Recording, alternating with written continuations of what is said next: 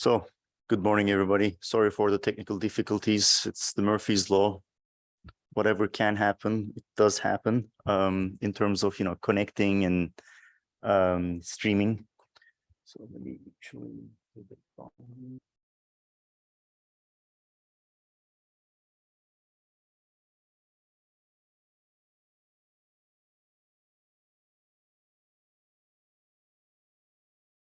Okay. All right. Okay. So it's a great pleasure to be here. What we're going to do today is we're going to talk a little bit about deep learning theory, optimization in the context of application. So the tutorial has actually 3 parts. In the first part, I'll talk a little bit about some of the optimization challenges as well as formulation challenges for some problems that are relevant to computer vision. In the second half, Dr. Fanghui Liu will talk about basic deep learning theory, things like NTK, initializations, average stability. And then in the third part, Dr. Grigoris Chrysos we'll talk about the computer vision applications and the implications. All right, so let's fasten our seatbelts and get started. First of all, a lot of people we have to acknowledge. It's just too much to maybe state here. But in particular, I would like to acknowledge Fabian Latour. I think I'm going to highlight many of his results in this particular presentation myself. Okay, so what we're going to do is we're going to start with a simple single formula. I know how people may hate formulas, but this one is very simple. And it surprisingly captures a lot of machine learning applications, as well as vision applications. So what we're going to do is we're going to be talking about mini-max problems, where we have some decision variable X in some constraint set. And we have another decision variable Y, and they will be trying to optimize a coupled objective phi X, Y. I mean, I think people have heard about things like adversarial examples in training. Today, we're going to cover this a lot. I'm going to talk about how a little bit on generative adversarial networks fit into this particular perspective. And there are additional applications in machine learning, like reinforcement learning, that also fit into this particular setting. Now, just to talk about some of the notation and the flexibility of the template, whenever you see stars, X star, Y star, it's the optimal solution. Phi star will be the optimal objective. Now, this particular thing actually covers minimization problems that we're used to in computer vision and machine learning as a special case. The way to think about it is that here, for a given X value, you can think of this as an implicit function where you give it an X. The decision variable Y solves an optimization problem, this maximization problem over this function of phi given X, Y, and then it returns a value, right? So an easy way to think about this is that, as a special case, it covers minimization problems because many of the functions f of x can be written also in this particular implicit form.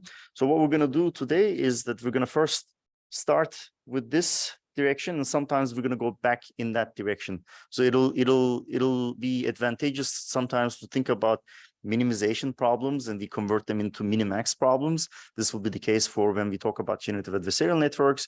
But then when we talk about things like adversarial training, it'll be beneficial to think about it just as a minimization problem. Okay, now here's the end user license agreement. It's the typical thing that we normally see and just click accept and move on. Just to give you an idea, we'll talk about some of the sets, constraint sets. They're going to be convex and projectable. If I talk about any convergence characterizations, they will be with respect to feasible iterates. When I talk about smooth functions, I mean they're going to be L-Lipschitz continuous gradient, so that if you look at the gradient evaluated at 2 different points and take the difference, it will be upper bounded by a constant L times the difference of the sequence. And actually, we'll talk a lot about non-convex objectives. So here, nabla can refer to generalized subdifferentials. There's some subtleties involved, but just let's go with this. Okay. So hopefully this is a good warm-up on the notation. Let's jump onto the Minimax bandwagon. So let's start with some motivating examples. So I actually quite like this Vapnik's block diagram on the supervised learning paradigm, where we have a generator that gives us some feature vectors, let's say AIs. And there's a supervisor that, given an AI, let's say, gives a label. All right, so you can think of this as maybe some genetic information, and the supervisor is saying cancer or no cancer, right? So this is a classical classification problem in machine learning, but you can also think about this as giving probabilities or giving real values, and you can think about, regression problems, classification problems, or density estimation problems, all in this particular framework. And as the learning machine, our job is to figure out this mapping between AI and BI that the supervisor uses that we do not know, and learn this particular mapping. Now, let's assume that this particular mapping is a function, and we would like to learn a function. And, when you talk about functions in their all generality, there's just too many functions to learn from. But what we would like to do is learn parameterized functions. And in this particular setting, one parameterization is quite famous lately, right? It's called a neural network. And the idea about this functional parameterization is that you say, hey, let's restrict the function class as follows. Given an input A, what I'm going to do is I'm going to apply an affine mapping, right? So I take a matrix X, multiply this input A, and add a bit of bias. And then this goes through what is known as an activation function, some nonlinear function that should not have a finite Taylor series expansion. Then what you do is you repeat the affine transformation again. And if you want to make this a deep neural network, you just repeat the same procedure. You add another activation function, then you add another linear mapping, and you do this over and over. You call this, multi-layer perceptron, deep neural network, and so on and so forth. And there are many ways of enhancing this kind of an architecture with convolutions. And lately, people use things like self-attention, which has something like a quadratic and tensorial interactions between some of the weight matrices. Right. What is interesting about these neural networks is that we know from Chibanko from 89 that neural networks give you a universal approximation property for continuous functions in a bounded domain. So this is kind of a nice function class to use. So let's say that we pick this particular function class. The deep learning, let's say supervised learning problem then becomes the following. I am given some data set, AI, BI. I pick a loss function. And given my predictions with the chosen function class parameterized by X, I would like to minimize some loss over the given data, right? So this is the standard empirical risk minimization, and it is like ubiquitous in across many disciplines. Okay, now within this setting, we have what is known as adversarial training. So let me ask the audience, are people familiar with adversarial training? Do people know about these adversarial attacks? So hopefully what then I will tell you will be like a little review, but those of you who do not know, it turns out that you can take, so neural networks, while being very performant, they have some stability issues in the sense that if you take their inputs and add a little bit of noise, you can perturb their performance significantly. And there's like a whole literature about why these adversarial perturbations are inevitable. But what is interesting here is that as machine learners, we don't focus on these problems, we focus on solutions. And the adversarial training problem is as follows. I'm going to set up an objective where I will assume, so this is the standard adversarial training procedure. So I'm going to set up this loss function in a way that I'm going to assume I'm trying to minimize a loss, where somebody's explicitly trying to perturb it. Does this make sense? So here, as I am training to learn my neural network parameters, I'm going to assume that for each of the data points that I am trying to minimize the loss for, some adversary, which we will use here delta, it's taking its input and adding this perturbation within some bound in order to maximize the loss that I am trying to minimize. Does this make sense? Right? So what adversarial training does is that it explicitly trains for these kind of perturbations. It says that, hey, my loss is not my original loss that I picked, let's say the cross entropy loss, but I explicitly incorporate an adversary perturbing my inputs with a little bit of a budget. Okay, so this adversary will use delta, and within some norm, it will be bounded by an epsilon. Because if the adversary is all too powerful, then you can't do much. All right. Okay. Now, it turns out that this particular Minimax type of writing these cost functions extends to other applications. For example, anybody heard about sharpness-aware minimization? One or two? So there is a subtle distinction between adversarial training and sharpness-aware minimization in that the adversary now does not perturb our inputs, but perturb our neural network weights. So you see the difference here. The perturbation is done on the input. So let's say you have an image AI. Somebody is perturbing those image pixels. This is one. This is what we're going to refer to as adversarial training. The sharpness-aware minimization does not perturb the input, but perturbs the network weights. Okay, so that's the distinction. It's also known as epsilon stability training. And you can also think about other cases where poisoning the labels, data poisoning attacks, where you have some sort of a perturbation on your labels and so on and so forth. And you can also come up with other problems such as, class fairness. So, you suppose you're trying to train for adversarial attacks, but you want to make sure that certain classes have a particular performance. So you can come up with a whole host of Minimax problems in this setting. All right. So in this case, we will think about all of these in the case that we're going to assume that we have some fi of x, where fi is given in this particular max form, and we are simply interested in minimizing a finite sum problem. All right. So we're going to get into how we do that and the implications of it. But what do we want to do in optimization? Well, the idea here is that, we kind of reduce the problem into a single formula. It has all our data points, right? So we have n data points. Each of these elements incorporates something from this generator that gave us an AI and something from the supervisor that gave us a label BI. All right. And maybe there's some perturbation here and there, maybe on the network weights, maybe on the inputs. But our job is now to figure out what the neural network weights need to be. That's our goal. But what do we want to do in optimization per se? There, what we want to do is find neural network weights that give us a zero gradient. All right, this is the idea. And if you think about it, so let's look at this stylized loss function.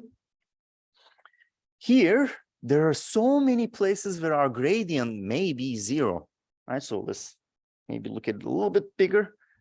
So which one do you think we would like to land in? So is it A, B, C, D, E, F, G, H, right? Ideally, we would like to find points that are maybe local optimum, right? So locally, we cannot do any better if we land there, but we don't want to come here. These are local maximas, right? Or we want to avoid places like A, which is a saddle point, right? There exist directions. If you were to follow, you can continue decreasing your objective value. So this particular setting is actually a well-studied setting in optimization. And the idea here is that, we use algorithms like stochastic gradient descent in order to obtain solutions and scalability and generalization. And the algorithm is actually quite simple, right? So you somehow get a stochastic gradient estimate, and I will talk about this a little bit more how we do that in the next slide. And what we do is we have a putative solution, we pick a step size, and then we just update our parameter over and over again with multiple iterations. All right. Now, there are other variants to this. One is the perturbed stochastic gradient. And there, the idea is that you get, let's say, the stochastic gradient or the full deterministic gradient, but perturb it with a little bit of noise, right? With the idea is that you would like to avoid these traps like the saddle point that I mentioned here. Noise will perturb you a little bit, hopefully enabling you to avoid these trap locations to go for local minima. Right? And there's also the stochastic Langevin dynamics. There you still add noise, but the way you add noise is a little bit more. And this is typically used for sampling, but I just wanted to put that out there to show the distinction. So in this particular case, there's a whole literature. When will stochastic gradient descent converge? When it will avoid things like saddle points. It turns out that there are many cases where SGD, you can prove that SGD will avoid all of these local maxima and these traps provably, so that you can be just like confident that if you run SGD, you will find good enough solutions. All right. And then there's all kinds of theories about how fast SGD will converge and whether or not SGD will converge to global minimizers. This is one topic called over-parameterization, and Fang Hui will talk about this one today. All right. So hopefully these were clear. But now let's get back to the adversarial training. Okay. So we would like to do, let's say, adversarial training. We have set up an objective here. What we would like to do is run SGD. So the question is, how can we run SGD? Let me ask you, how would you compute the gradient of such an objective? Any ideas? Or is it too early in the morning? So the idea is that, you know, if we wanted to get a stochastic gradient, one thing we can do is just pick one of the data terms and compute the gradient of one of these terms. That will give us an unbiased stochastic gradient estimate for the objective.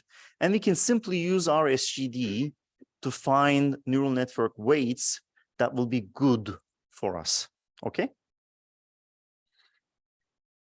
So to getting the gradient actually means that you need to find the gradient of an objective written in this maximization form. How do we do that? Because it involves differentiating with respect to a maximization. Okay. Well, let me tell you, how do we find this? So this is Danskin's theorem. And actually, this particular theorem appeared in a paper that's called like Minimax and its applications to weapon allocations problem or something like this, right?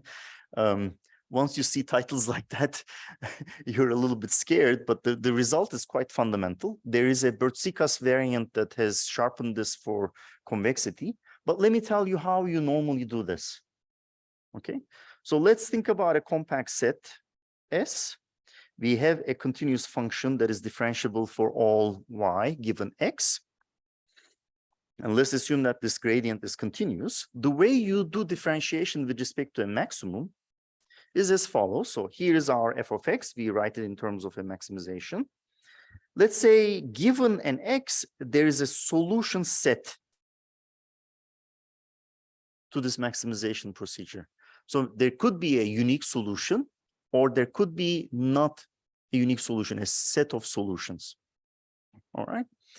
The way you find a derivative in any given direction gamma is as follows. So you look at this particular problem of maximization where you pick this y in the solution set for a given x, and you take the gradient of phi with respect to x, and you solve this problem. It sounds complicated, but it is not. Here, the idea is that if the solution set is unique, the best descent direction here you can find is the negative gradient of this loss evaluated at the optimum solution. All right. It's maybe too technical for the morning, but there is a reason for it, and I will get to it in a minute. It turns out that if you solve the maximization problem, you get a delta star. It says if the solution was unique, take the derivative, plug in delta star, you will get the gradient. Does this make sense? Okay. So let's look at, okay, question. Of course, yeah, sure.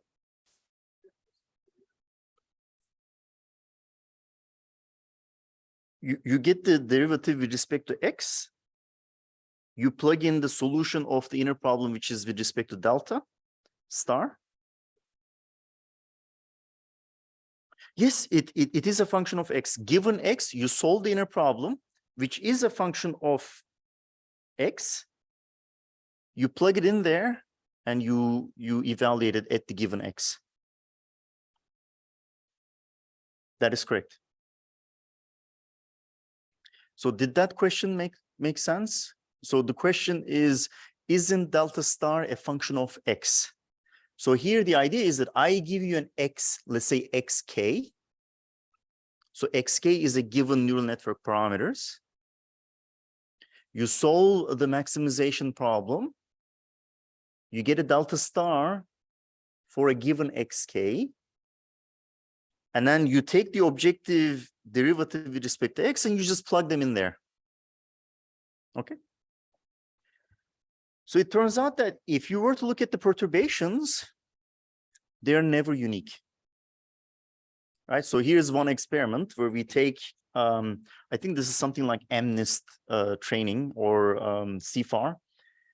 You can solve this inner problem with some initialization, and let's say you find a delta. You start with different initializations, and you look at how far the solutions of different initializations are from the first delta that you find, and you'll see a distribution of all kinds of different solutions. All right. So then the solution is not unique. What do we get? So here there is this paper by Alexander Madry et al. Their idea is that they look at the Danskin's theorem, and then they argue that, well, if you find, let's say, a solution, that's okay. You can use that solution because there, what you will get is not the gradient, but a descent direction. So what does this mean? It means the following. So let's take this particular example. We are here. What we would like to do is find, let's say, the gradient to descent, right? The negative gradient direction to descent. But if you notice, given this point, you can pick up other directions where you can still decrease the objective. Right? In fact, let's say I pick this direction. Which one is better? Is this better, or is the negative gradient better? Right? For this particular problem, other directions may even be better, it seems, right? So they argue that it doesn't matter if it is non-unique. As long as you can find one, plug it in, you will get a descent direction. Okay, so this is very interesting. So my question is this correct?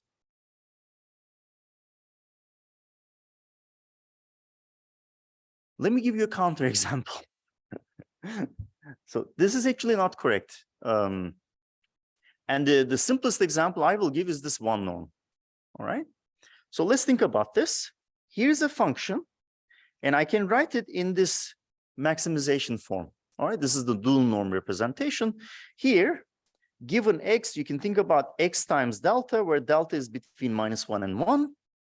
So whenever you pick an x, whatever you pick, the maximizer will look at its sign, and it will put a +1 or -1 depending on the sign to maximize, right? So you can write the absolute value in this particular way. So here, if you were to look at this, this is the constraint set is bounded, very nice. This phi x delta is x times delta, very simple, right? Now at x is equal to 0, we have the solution set. So far, so good, right? And I can pick any one of them because that obeys what they say. You can pick any one. Okay, so I choose delta is equal to 1. In this case, my phi x1 is x. Okay. So let's evaluate this at x is equal to 0. The derivative is -1. So my question is -1 a descent direction at the global optimum? The answer is no. Okay. I mean, this is a stylized counterexample just to make the case that this particular way of getting the gradients is actually incorrect. All right.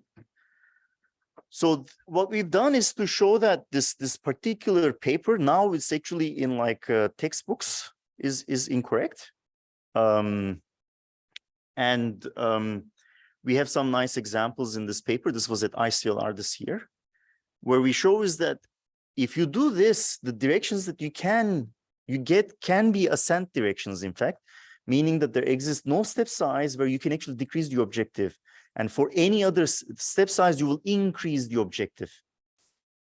So we came up with some counterexamples and alternative ways of computing the gradient using Danskin's theorem.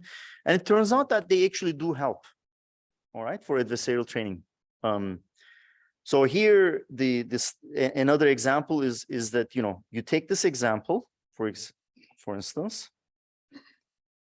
if you were to run our algorithm, you actually get a nice decrease in the objective value, whereas this is the standard way of training, right? Which is a little bit unstable, sometimes succeeds, sometimes does not. And what we've done is we've also tested on CFAR 10, and it can make a little bit of a difference in terms of the performance, all right, for adversarial training. So if this is something of interest, adversarial training, this could be something to think about. But then here's the thing, if you're actually working on adversarial training, you never do just a simple algorithmic run, right? So you have like this whole tool set of step size dropping, layer normalization, batch normalization, and all kinds of tricks that you do, right?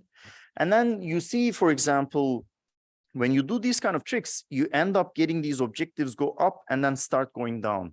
Anybody do adversarial training here? Any interested parties? So this particular behavior is known as catastrophic overfitting. So somehow you train, you drop your step size, your robustness improves, but as you continue training, it starts decreasing, for example. You overfit your robustness, right? So in this particular case, you know, if you were to do these kind of tricks, the standard way of doing this seems to do slightly better than what we propose in terms of the gradient. But, you know, we may want to do what people call as graduate student descent in tuning how things are done, maybe to get to the optimal performance. But I'll revisit this particular point in a little bit. Okay, good. So maybe generative adversarial networks is not a popular topic anymore, but I would like to tell you a little bit about what people do in them so that we understand another important challenge in these Minimax kind of problems, robustness, distributionally robust optimization problems. So here, one thing we would like to do is to learn a distribution, right? So if you think about it, language models currently, what do we want to do? We try to learn a distribution, right? Which we can condition on tokens that we've seen so far to generate samples. So how do we want to learn distributions? This is a very important topic. And the classical way we've done this is to put some statisticians and mathematicians in a room, you know, wait for 10 years for them to brew a nice analytical formula. And then we can talk about whatever the kurtosis and the moments of this formula and so on and so forth, right? But these tend to be in simple forms, and you can't really use them in applications where you want to generate faces, for instance, right? Then came neural networks, and with them, there's a nice way of generating samples. And this is what I would like to tell you, right? So here, we know, for example, how to generate random variables from, let's say, a Gaussian distribution. This is analytical, right? One thing you can do to generate more descriptive or more relevant data is to take this and evaluate it at a neural network, right? So the idea is that you generate a random vector, let's say, with respect to some simple distribution P omega, and then you evaluate this using a neural network. Because this is a random variable, the evaluation is also a random variable, and it has a distribution. This is known as a push-forward distribution, and you denote it as the neural network pushing forward the simple distribution. And typically this involves computing Jacobians with respect to parameters and so on and so forth, right? If you wanted to write it analytically, but you almost never write this analytically, all right? Now, here is the challenge that we're faced with. We would like to learn a continuous distribution, all right? But we don't have the continuous distribution. We have samples from this continuous distribution, meaning that we have what is known as an empirical measure. So just to give you an idea, here is a continuous distribution. Given a point, you can see the probability of that point, right? But we don't have this. What we have is samples from it, meaning if the probability is high, you have more samples. As the probability goes down, you have less and less samples. Okay? So the problem that we're actually interested in is to minimize some measure, some distance between the empirical samples and this push forward measure parameterized by the neural network parameters. Okay? And we're going to pick a distance called the Wasserstein distance to do so. Does this make sense? All right. So some people are shaking. Yes, it's good. Okay. So first of all, if you were to do this very nicely, this is fantastic, right? Because you learn a distribution, continuous distribution, and if this distribution is correct, you don't hallucinate, right? You don't hallucinate in a harmful manner because you have the correct distribution and so on and so forth. But what I would like to tell you is that actually, because we do not have the correct measure, working with the empirical distance is a terrible idea because there is actually a hardness result. If you were to look at this, what we would like to do is minimize our parameterized distribution with the neural network parameters to this true distribution, continuous distribution. This is what we would like to do. But what we have is the empirical samples.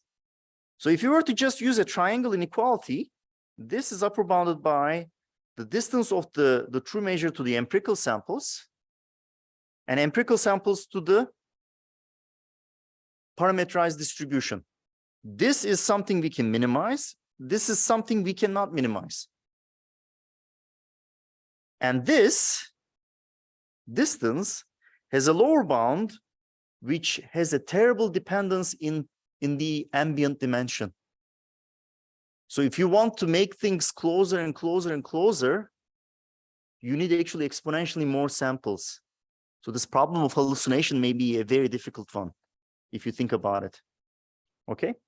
But again, this is a hardness result, and machine learning researchers never worry about hardness results. We just do, right? So in this particular case, this is what we will do. We will still try to minimize this empirical measure with a neural network pushing forward a random distribution, okay?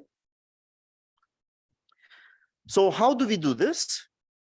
So the Wasserstein distance actually has a very nice dual formulation. So if you think about this, I can write one norm as maximum y infinity is less than or equal to 1, xy. Right, this is the dual formulation. You can do the same thing for the Wasserstein distance. So let's say we would like to compute the Wasserstein distance between two measures, mu and nu. You can write that as a maximum over functions that are one Lipschitz. You take an inner product and take the difference. All right. So this is known as the Kantorovich-Rubinstein duality. But what is neat about this is that these inner products are in some function space. And these are actually integrals, meaning if you want to take this dual variable d, inner product with a mu, this is integral d mu. So this is an integral with respect to a. So a are the data that we generate from the measure. Okay. So this is literally an expectation where you evaluate this function d at a that is generated by mu. Does this make sense? So in this particular case, you can just directly write this particular problem of Wasserstein distance. If you would like to minimize, let's say, the empirical samples with respect to this push forward measure, all you need to do is take the first inner product, which is A generated by the empirical samples, where this dual variable evaluates these A, minus these data generated by our parameterized distribution, where D again evaluates. And here there is actually a nice simplification because this mapping H is random. So you can literally write this as expectation omega is coming from P omega D H X of omega. Because it's a deterministic forward mapping. And this is precisely what the Wasserstein GAN does. All right. Here, you fix a noise distribution, let's say Gaussian. You fix a generator neural network that will take this random variable generated and will give you an image. All right. And then what you do is this dual formulation, because it's a function, what do? We also parameterize it with a neural network. And then we try to put constraints on the parameters of the dual or discriminator neural network so that it is one Lipschitz. And hence we come up with this Minimax problem where this, you take samples from the empirical samples that you have, evaluate the discriminator variable, you generate samples from a simple distribution, you push forward with your neural network, evaluate it again at this discriminator variable. And note that the discriminator variable is not a discriminator variable. It doesn't discriminate. It's just a dual variable that tries to ensure the cost is the Wasserstein distance. If you pick other dual vectors, other neural networks, this is known as an integral probability metric. You're basically generating a neural network distance in these kind of problems. All right, so hopefully this is clear and interesting. It turns out that you cannot solve this problem in a way that we did for the adversarial training.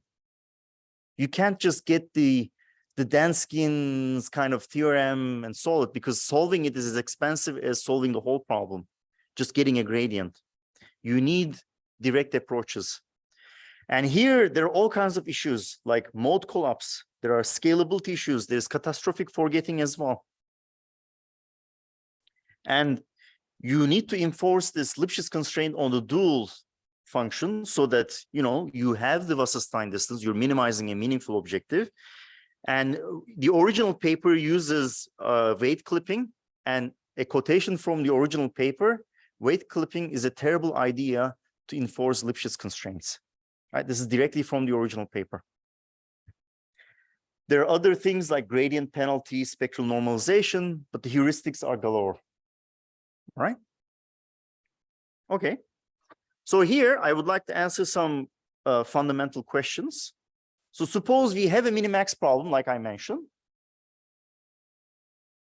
Can the algorithms converge, actually? All right. So where do algorithms converge and when do algorithms converge?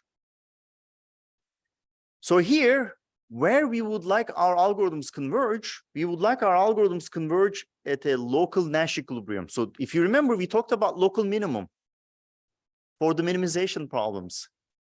Here, we would like to converge to what is known as saddle points, which are traps in the minimization case.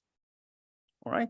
A local Nash equilibrium is that locally you have an X star, Y star, where if you fix Y star, X star is at the minimum. So for any other X, the objective increases. And if you fix X star, for any other Y, the objective decreases. All right. So this is the definition is simple, but this thing is actually can be tricky to characterize and see. But when in doubt, just recall the definition. So we would like these algorithms to converge to local Nash equilibria. So here is one immediately a buffet of negative results. So this is actually a work by Kostas Daskalakis, one of my postdocs, Stratis Soukoulakis and Yanis Panageas. It turns out that for the problem that I just wrote for GANs, we cannot even guarantee that there's a local Nash equilibrium. Moreover, even if there is, it is NP hard to find it.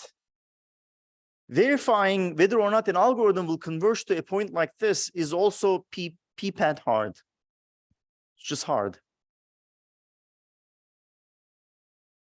All right. It turns out that this is a terrible problem to consider. And maybe this could also explain maybe the diffusion models approach to this particular problem, because in diffusion models, you solve a series of quadratic, nicely behaved problems, minimization problems.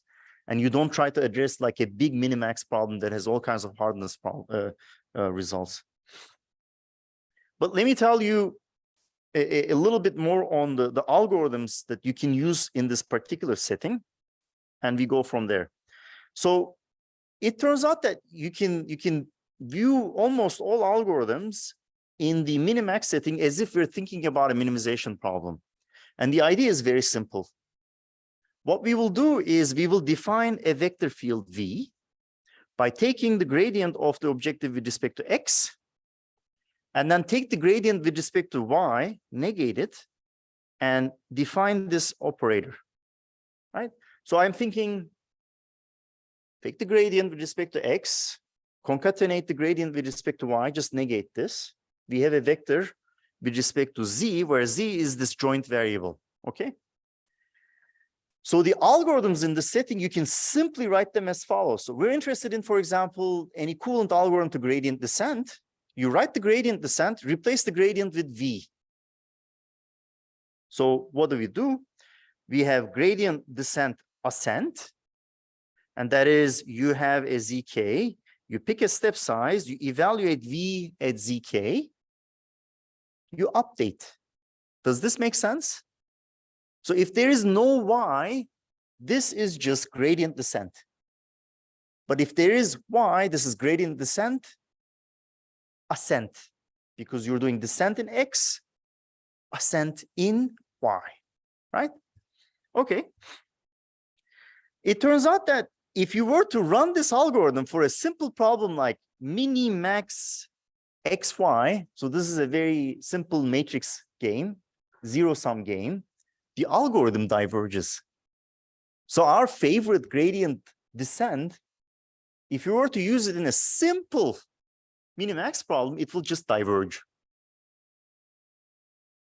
So you need more sophisticated algorithms, actually, it turns out. Like you have to have something else than just gradient descent ascent, because even for simple problems, this diverges. All right. So a very good algorithm is called proximal point method. And what this does is that it does gradient descent ascent, but it computes the gradients at ZK plus 1, where you would like to land. So this is odd, because if you think about it, suppose you have a vector field like this. Let's say you are at a point here. If you were to do gradient descent ascent, it goes like this, right? So it takes this 90-degree angle and it will move like this one. Whereas what the proximal point does is it says, if I'm going to land here, I'm going to land here like that. So I need to move in a way that I end perpendicularly to my cost surface, as opposed to leave perpendicularly from my cost surface. Does this make sense? And when you do that, the algorithm converges beautifully for these examples. But it's an algorithm we cannot run because it requires you to know where you're going to land before landing.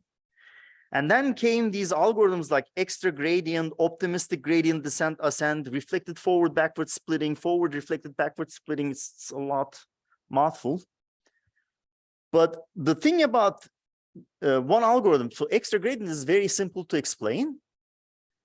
How can I approximate where I'm going to land? One idea is that if I'm at a point, xk plus 1, I do an update. Sorry, so there is a typo here. I'm embarrassing. So if I'm at zk, I can do a gradient update to project where I'm going to be, then take the gradient from there as an approximation to this proximal point. Does this make sense? Right? I do not know where zk plus 1 is going to be, but let me do an exploration. So where I am, I take a gradient step, I look at where I can land, then I will take the gradient from there, and I will update my current point accordingly. All right? Maybe. That's a solid maybe. All right. So optimistic gradient descent ascent also does the same thing with an approximation. It's a little bit more involved. There's a paper by Aryan Mokhtaria. I suggest you take a look at it if you want to learn how this approximation is done. And similarly with the reflected forward backward splitting. By the way, the slides will be available online, so you can also look at the references that we have on the slides. Okay. So it turns out that if you're in this setting, you can write all of these algorithms, the one that actually converge for the Minimax, in a very nice form, where you say, okay, I am doing something like gradient descent ascent, but I can incorporate the extra gradient, the optimistic gradient descent ascent with an oracle that has a bias. Right? So not unbiased, but with biases. And then comes another, so the dessert section in the buffet of negative results. It turns out that all of these algorithms will converge to what is known as an internally chain transitive sets. And these sets actually contain spurious attractors. That's a bit of a mouthful, but let me give you some images to explain what this means. So for optimization, there are traps like the saddle point, right? So if you want to minimize, we want to avoid these saddle points. This is what people call as traps, okay? But there are attracting points like local minima, and these are good. They are attracting. For Minimax problems, there exist attractors that are nowhere near local minimum, meaning that their gradients are not zero. Their gradients are not zero, but once you're in that set, you remain in that set circulating forever. A periodic orbit, a recurrent orbit. So here's one example. So for the XY, you add a bit of nonlinearity. You create this periodic orbit. And all these algorithms that I mentioned, if you initialize them anywhere, they will go to this orbit. They will just rotate it around without knowing why they are there. So people sometimes call this catastrophic or catastrophic forgetting, because you get to a configuration, you look like you're making progress, you go around and you come back to the same configuration. All right, so this is terrible. It's really terrible. And it turns out that adaptive methods also do not avoid this. Like you can have your Adam, you can have your, I don't know, Madam Sophia, I guess some other, whatever the algorithm that you kids are using nowadays. It's like if it's a first order algorithm, it cannot avoid. Well, you might say that, how about second order methods, right? Second order methods can avoid them, yes, but second order methods can go to a local maxima. also. Because for a second order method, it's trying to make the gradient norm go to 0, so it can easily hill climb and go to a local maximum. So there are other challenges for second order methods, is what I'm saying. Okay. Now it turns out that there are algorithms that avoid these. So we have some spotlights from ICLR that does really well in this setting, and you can actually run them for things like GANs, and they will stably converge and give you good results. So maybe GANs will make a comeback. I don't know. I doubt it though. Right? There is so much put on the stable diffusion that people seem to enjoy that. Okay. Now you can also use these kind of things for improving worst performing classes, for fairness, right? Because again, it's a mini-maxi problem. There are challenges that apply. If you wanted to do the min-max fairness, if you're careful about how you set up the algorithms and formulations, you can actually help with problems like min-max fairness. Just maybe maybe important for some of you. Okay. Now, in the last 5 minutes I would like to do a basic study of the adversarial training again, because there's a shocker. Okay, here's a question.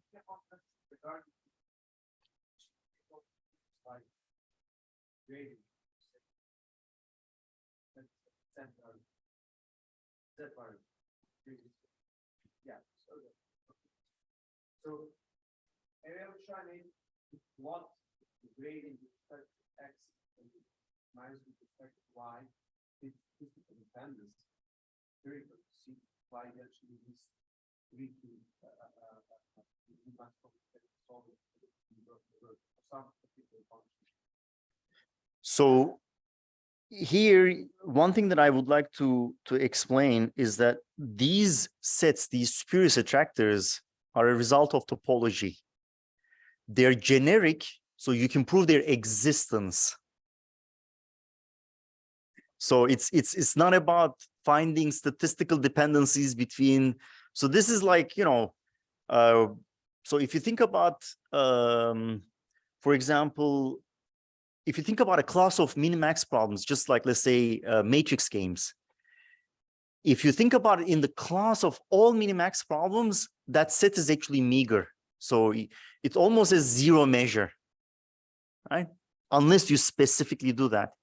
But what we have is a proof, which is a math programming paper, is that these are generic. So in general, they occur, and it's got nothing to do with your correlation between gradients and so on and so forth. Thank you for the question. Okay, so fasting. Okay, there's a question. Maybe you could ask here so that. I think a lot of this are about gradient descent. So, is there any potential that if actually I put enough stochasticity, I can actually jump out of that orbit and then maybe get back to like get out of your negative results? Is that? That is correct. So actually, it turns out that adding noise is not the solution. Sure. So maybe I should have kept some slides. It turns out that you need to do two-step size learning. So in the extra gradient, you take one of the step sizes faster than the other one. That actually helps with learning more than adding noise. Okay. So that's actually the idea here. So we have algorithms that can avoid these limit cycles and find the local minimax points, but we need to use a two-step, different step size schedules for the extrapolation and for convergence. Would you have randomness in your step size? No, you don't need to. You can just use stochastic gradients. Okay, cool. Thank you for the question, and that makes it very clear. Thank you. Okay, so fasten your seatbelts. Hopefully you will enjoy this, because we're gonna. So the message about the next 5 slides is that the current theory and methods for adversarial training is wrong. That's the message. Okay. So here's the original formulation of adversarial training. All right. So what do? I mean, we talked about this, no? So we are minimizing to learn our neural network parameters. Check, right? Okay. And adversary says, oh, you're minimizing. I'm going to maximize your loss. Check. Okay, very good. Okay. So this is current paradigm of adversarial training. Good. But which loss are we using? Okay. Okay. So I don't want to put you on the spotlight, but let's say, you use cross entropy or something like this, right? Okay. But which loss are we really interested in? The 0-1 loss, right? So let's say we are trying to do classification, right? We would like to classify things correctly, no? We're not necessarily interested in the cross entropy loss, but we're interested in classifying correctly. Does this make sense? But then why do we have cross entropy loss here? Any ideas? I think some of the optimizers can immediately tell, right? You have the 0-1 loss, you upper bound it with a continuous loss that you can differentiate and minimize, right? Does that make sense? Right, this is the current paradigm. And it does make sense. Okay. And then because it's an upper bound, we know that, if you were to minimize this, so somehow you can maybe get near the minimum point of the 0-1 loss. Okay. So far, so good. You with me? Okay. Let's continue. Very good. But here's a question. In this particular case, the adversary maximizes an upper bound, right? Because remember, we're originally interested in the 0-1 loss. What do? We come up with an upper bound so that we can minimize it, no? So the question is, why does the adversary maximize an upper bound? Do you see anything wrong? Let me make it absolutely clear. Here's the thing. So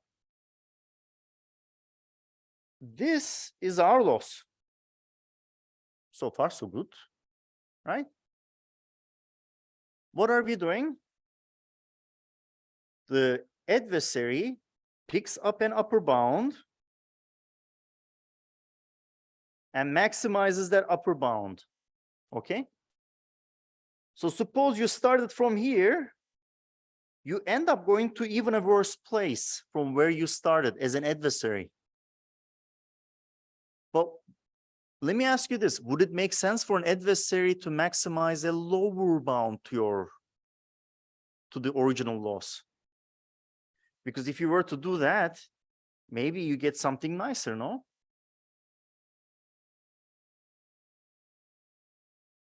Right? Okay. So I'll give you a specific example to make this case. All right. So here's the issue with an adversary maximizing the cross entropy. So let's say we have the following. So we have our neural network, right? So we have multi-class, and given A, it outputs something like, let's say, 0.51, 0.49, 0, and 0. Oop. So let me take this here. So the class we are interested in is in the first class, right? Because it has the higher likelihood. If you maximize an upper bound, you can come up with a cross entropy. So you can come up with the following vector. Okay, it's 0.26 for 25, 25. Did your classification change? No. Okay. Here's another one. Another perturbation. It flips the classification, right? It goes from class 1 to class 2. But if you look at these two vectors with respect to the perturbations, which one do you think has higher cross entropy?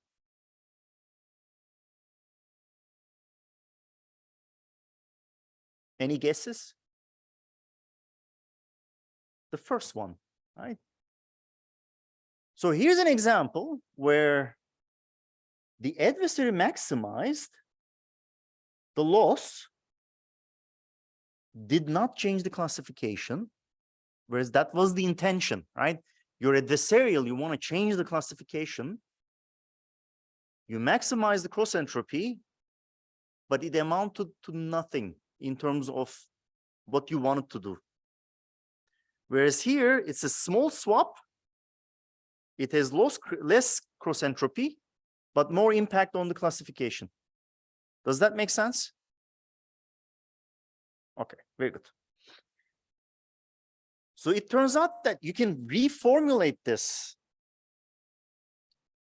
in a nice margin way, right? Like you can think of the following. You fix a class to a particular label. What you want to do, if the adversary can maximize the margin with respect to all the other labels, then you can show that it actually maximizes this 0-1 loss. All right. Okay. So in this case, again, the paper, the link, whatever, the slides will be available for you to see. You should not think about adversarial training as a minimax zero-sum problem.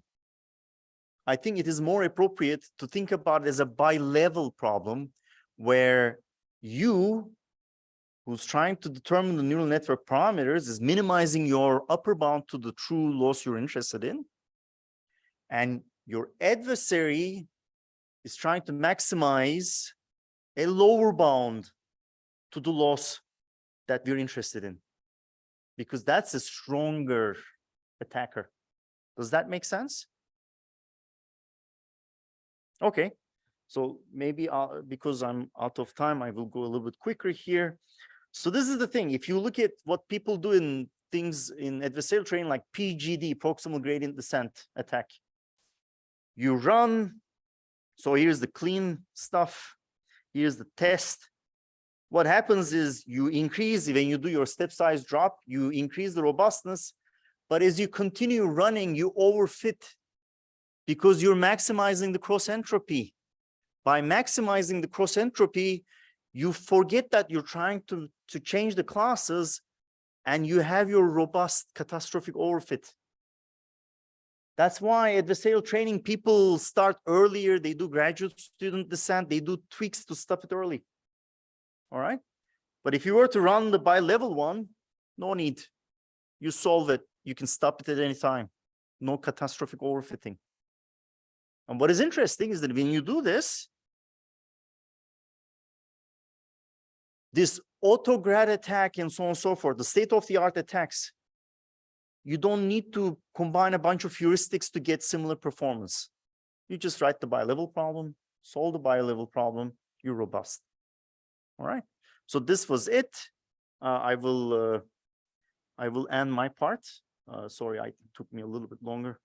So let me tell you, even the simplified view of these mini-maxi problems is very challenging. So like robustness, distributional robustness, adversarial training, it's hard.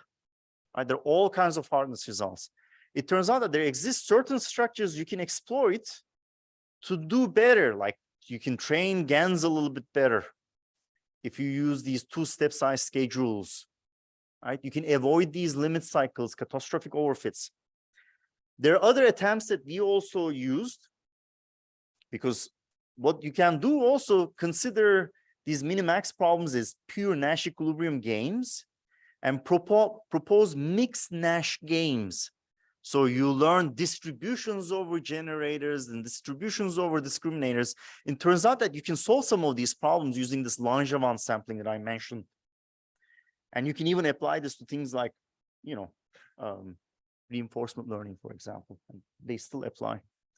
And again, I would like to highlight that the existing theory and methods for adversarial training is wrong. And sharpness aware too. Okay, so let's take a break.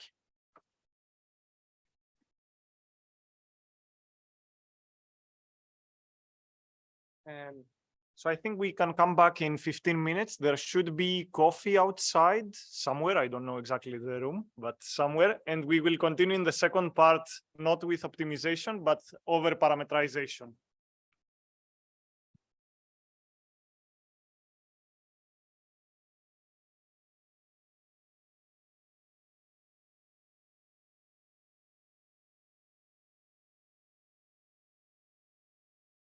Hi.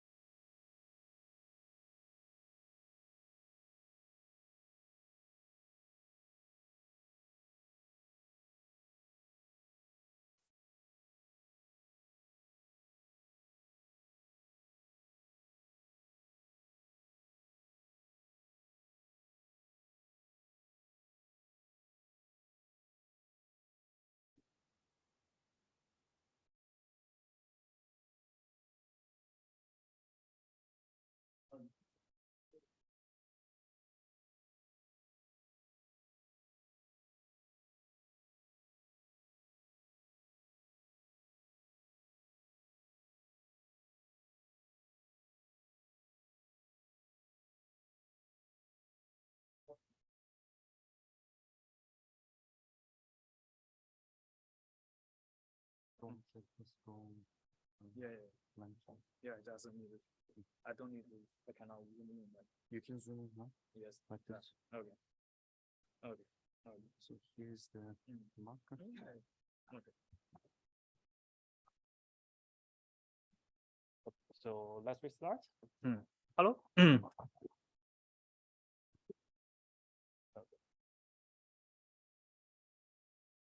So do we start now or okay? So in the first part, okay, we thank for the Wolfgang about his new understanding or the correct understanding about the advanced zero training. Okay, and in our second part, okay, in our second part, we have to talk about the over-parameterization.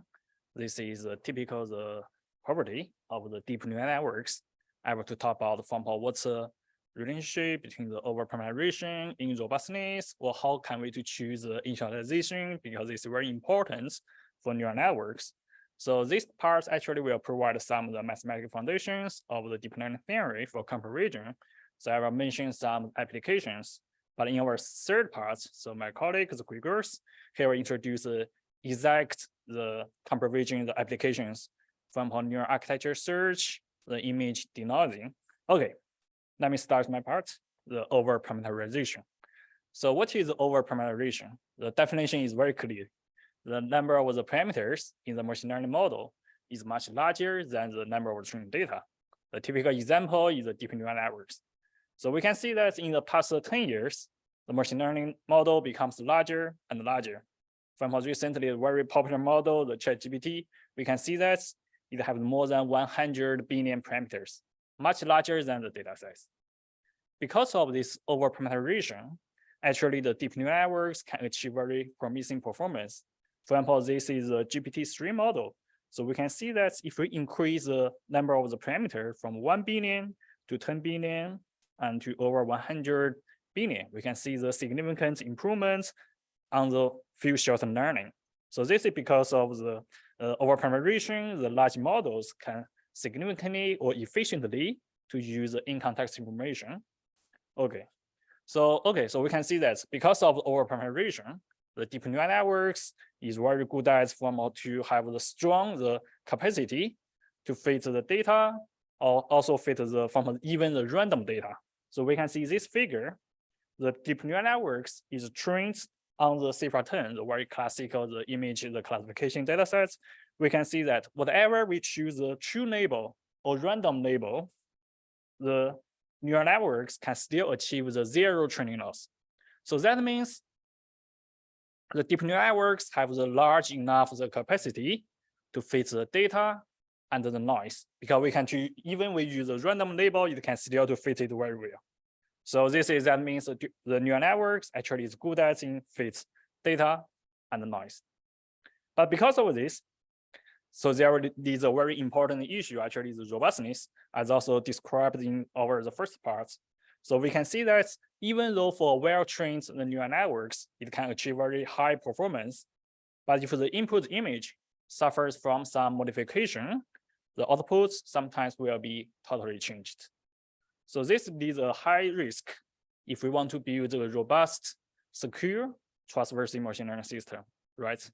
So how can we to theoretically understand this? So we guess that the maybe is because of the over-parameterization. So in the next, I give a very toy example, the curve fitting, to show that what is the role of over-parameterization.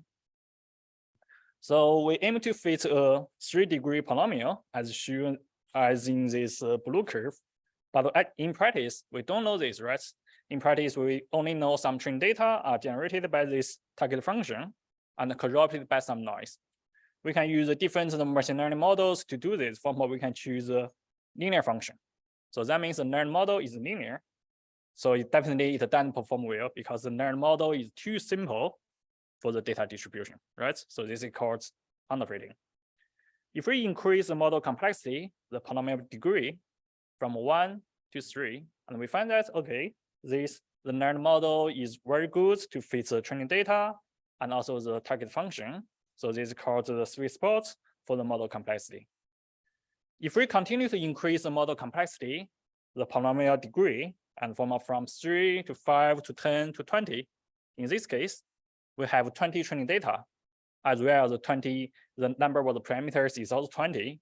So that means there exists a unique polynomial that can interpolate the training data. So that means there is no training error. But clearly we can see that it doesn't perform well outside the training data because the learned model is too complex for the data distribution. So this is called overfitting.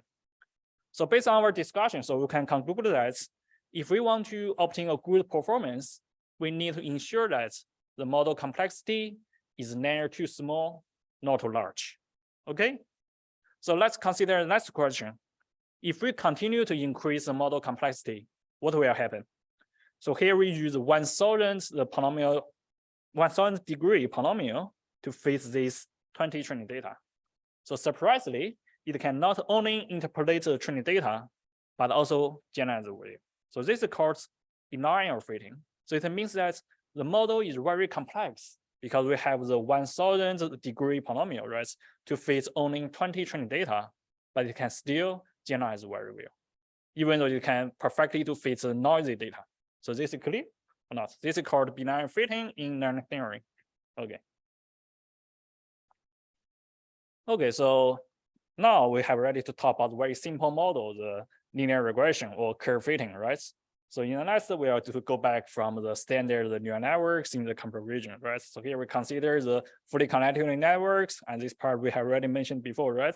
So we consider the L layers neural networks, and A is input, and at each layer we use a parameter is XL, and so we can see that here for the standard neural network training, we can use a stochastic gradient to train it, and under the proposed initialization scheme, we can choose the Gaussian initialization. So that means at each layer, the parameter x1, x2 until xl are sampled from the certain Gaussian initialization with the variance beta. So we can see that at each layer, it can have the different beta from beta 1 to beta L. So in the next, I will to tell you that the initialization is very important for the for the neural network training as well as for the training dynamics. Okay, so here I give some example from in some very commonly used in practice the initialization schemes. From what we can see that the local initialization and the Hertz initialization, they have the similar formulation, right? We choose the different from the Gaussian initialization variance. So we can see that these two initialization schemes have the same, almost the same formulation, except the difference on the constants. So there are other initialization schemes from the NTK initialization, the Xavier initialization, actually they're also used in theory. So here I want to tell you that even though for two linear neural networks, if we use a different initialization scheme, actually the training dynamics will be different, as well as in different function spaces. So here we can show that, okay, for two linear neural networks, and this width is large enough, and we can see that if we use a different initialization scheme, from how this is NDK initialization, and this is local initialization and Hertz initialization, and this works in this blue region is called the linear regimen. Sorry. It's also called the lazy training regimen. I want to mention is what is the definition of the lazy training regimen.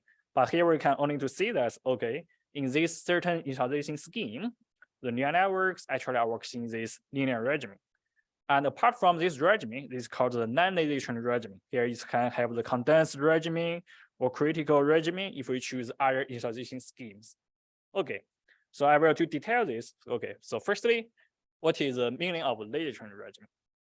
So here is the definition of the lazy training. So to show that, okay, given a deep neural networks from the neural networks, and after training, if the width is large enough, you can see that XL means from its L layers of width, and T means, okay, after the training time T. So that means after training, the XT, if it is close to X0, so that means the movement of a neural network parameter actually is small. So that means the neural networks are entering the lazy training regimen. So according to the words lazy, so that means after training, there is no significant difference before training and after training. So this is called the lazy training regimen.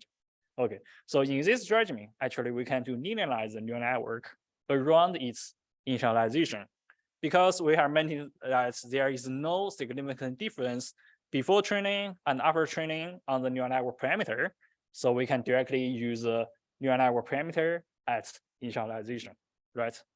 Okay, so now we gave the formal the definition of the lazy training. And in the next, we are wondering that, so which condition can make our neural network enter in the lazy training regimen? So here we give theoretical the results about the two linear neural networks. The shows that if for the neural network parameter sample from the Gaussian initialization and with the variance is beta, and we can see that if the width is large enough and if the multiplication between the m and beta tends to infinite, then we can ensure that these two linear neural networks enter in the lazy training regime. So even though, okay, there is no significant difference of the neural network parameter before training and after training, so the movement is small, right? But we can still show that the loss function, the value can change a lot. So even though the neural network parameter move a bit, but the loss function can change a lot. Okay, so this is a sufficient and necessary condition for two linear neural networks. But for deep neural networks, there are also a lot of the conditions to verify that. So under which setting, the neural networks can enter in the lazy training regimen, can enter in the non-lazy training regimen. But normally, frankly speaking, the conditions are very complex. Okay. So here I give some of the visualization to show that, okay, what is the lazy training regimen? So we can see that if we choose the Hertzianization and the quantization for these two linear neural networks, and we can prove that after training, the neural network parameter, the xt, will converge to its initialization x0. So in this case, we can see that this difference or this movement of the neural network parameter before training and after training actually is very small, right? So this is called the lazy training regimen. And we can also to verify this, right? So by our environments, right? So firstly, we define the lazy training ratio, kappa. So it describes the how large of our neural network's parameter movement, right, before training and after training over the all layers, right? So here is our the results about these two neural networks on CVPR10 datasets and under the quantization scheme. So we can see that during the training, after from the 30, 40 epochs, the lazy training ratio kappa is always close to 0, right? So that means the neural networks actually enter in the lazy training regimen. And we can also to evaluate or to see the relationship between the weights and the lazy training ratio. So we can see that if we increase the weights, the lazy training ratio is close to 0. That means the neural networks are more easily to enter in the lazy training regime. So that means if the weight is large enough, the neural network is more close to the lazy training regimen because the weight is always close to its initialization. Okay, and we can also verify this in the form of the deep neural networks. So we can see that still achieve the similar formula with the two linear neural networks. So if we choose the weight is large enough and the lazy training ratio is always close to 0, right? So anyway, so we can see that whatever in the two neural networks or deep neural networks, if the weight is large enough, the neural networks are entering the lazy training regime. Okay, so above, so till now we are ready to talk about, okay, what is the lazy training regimen and what is the form of the visualization of this and what is the empirical results of lazy training. And in the next, I will to talk about what is the non-lazy training regime. So here we give an example of that. So if we use Xavier initialization, so this is also very commonly used in practice, right? So we can prove that after training, the movement of the neural network parameter doesn't converge to 0. Here is instead is converging on constant order, actually it's converged to 1. So that means there is a difference of the neural network parameter before training and after training.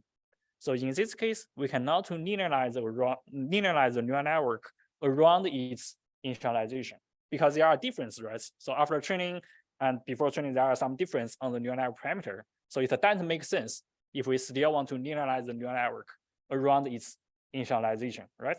So in this case, the training dynamics cannot be described by the previous we mentioned the neural tangent kernel actually able to give the detailed formulation of this.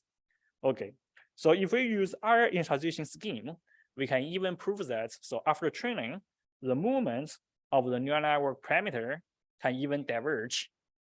So we can see that even though for the same two linear neural network, if we choose a different initialization schemes, actually the training dynamics can be totally different, as well as in different function spaces. So this is the reason why I mentioned that the initialization is very important. Okay. So till now, okay, we have ready to talk about what is the lazy training, what is the non-lazy training, And in the lazy training regimen, there is a very powerful and also the relatively classical the algorithm or theory is called the neural tangent kernel. So this can describe the training dynamics of the neural networks. And also in the last, I will to give a relatively the detailed formulation of this, and also will to talk about how can we use NTK for some of the computer vision tasks. Okay, so neural tangent kernel actually, okay, according to its name, so we can see that, so after define the feature mapping, that is maps the original data A and to its gradients. So in this case, the empirical, the neural tangent kernel is defined as the inner product of the two gradient vector.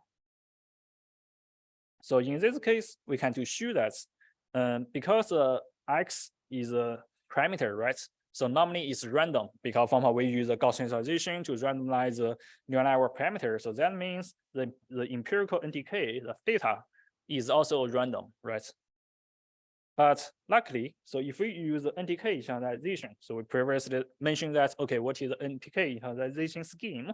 And also if the weight is large enough, we can ensure that, so the limit of the data of the empirical the neural tangent kernel at its initialization x0, it will converge to a deterministic one. This is called the k-infinite. So in this case, so during the training, the NTK is still unchanged. So this is a very nice property. So that means the training dynamics of a neural network can be described by a fixed kernel. Okay.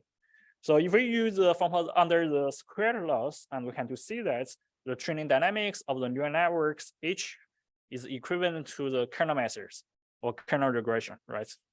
And if we choose other loss function if we choose from the soft margin loss, actually the neural networks, the training dynamics can be described by the standard the SVM, the support vector machine. Okay, so now we can see that by the NTK, this theory tool, we can build that what's the connection between the neural networks and the kernel methods.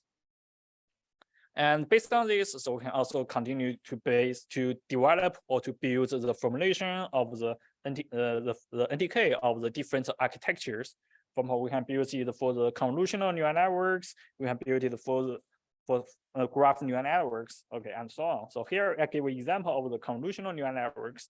So in previous work, so actually we can give the two formulation of the neural tangent kernel for the convolutional neural networks. Depends whether it have the global average pooling or not. So we can see that. So this is the original, the fully connected networks on the performance on the CVPR data sets. So we can see that if we increase the depth, so this is the depth, okay? And we can see that the performance of the test accuracy of the original, the convolutional neural networks actually is monotonically decreasing with the depth, right? But unfortunately, for NTK, it's almost staying a constant order, or there is no significant difference, whatever we choose a difference from the depth. So actually, we can see that maybe this is a drawback because it doesn't can describe what is the true dynamics of neural networks, but at least it can reflect some performance, right? It can reflect something, right? At least if we use the NTK, we can still obtain a relatively good performance, even though, okay, you still have the gap with the practical neural networks. Okay. So based on the NTK, so actually, okay, we to show that, okay, the NTK can use to describe some of the form of the training dynamics of neural networks, even though it has some gap, right? But at least in theory, so okay, we can use NTK to build from the optimization and the generation guarantees. So from our results can show that, okay, for deep neural networks, if the weight is large enough, if we use a gradient descent or stochastic gradient descent to train this neural network, and under the proper assumption, and we can to show that, so the objective function value after training, the xt, actually admits the linear convergence. So that means it can converge very fast from to 0. So this is the reason why we can see that, okay, the over-parameterized neural networks can achieve the 0 training loss. So here we can see that the convergence rates will heavily depend on the minimal eigenvalue of the NTK. So this is for the optimization to show that, okay, how can we to achieve the 0 training loss? Based on this, we can also build the generalization guarantees. So we can see that the test performance can be also upper bounded by the related to the minimal eigenvalue of the NTK. So we can see that, so whatever in optimization and generalization, the NTK is always plays a very important issue, or very important role, sorry, okay. So here now, till now, okay, I mentioned that, okay, large enough of the weights. So in theory, so there is an issue that, okay, how large is enough? Okay, so this is a classical, the theoretical topic to say, okay, we can to decrease it from the polynomial of the polynomial order of the number of trained data. And until from now, we only need to say that if the weight is larger than the number of the trained data, we can ensure that from the guarantees of the optimization and the generalization. Okay, but it's true that there still have some gap with the practical neural networks. From the convolutional neural networks, actually the weight is from 64 or 128. So actually it's still from not very large, right? So it's true that there are some gap between the practice and the theory, but at least we believe that the neural networks can, in some sense or in some regime, can be described by the neural tangent kernel. So we can also to see the gap between the neural networks and the neural tangent kernel. So we can to understand it from the function space view. So okay, so neural tangent kernel actually is the classical, the typical the kernel methods. So actually the function space is associated with the reproducing kernel hyperspace. So here I don't give any the exact formulation of what is the function architecture, what is the other general function space, but at least we only need to know that the kernel method is associated with this function space. But unfortunately, this space is not large enough. For example, if we want to optimize a non-smooth function, for example, if we want to optimize ReLU, okay. Okay, this is ReLU, right? This is very classical and also simple the function in convolution in the computer vision, right? Because we use the ReLU activation function, right?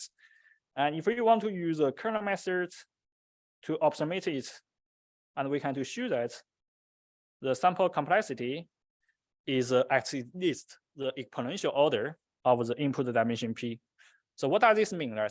That means that if we want to use the neural tangent kernel or some other kernel methods to optimize the non-smooth function, even though this is an Lipschitz continuous function, the kernel methods will suffer from the curse of dimensionality.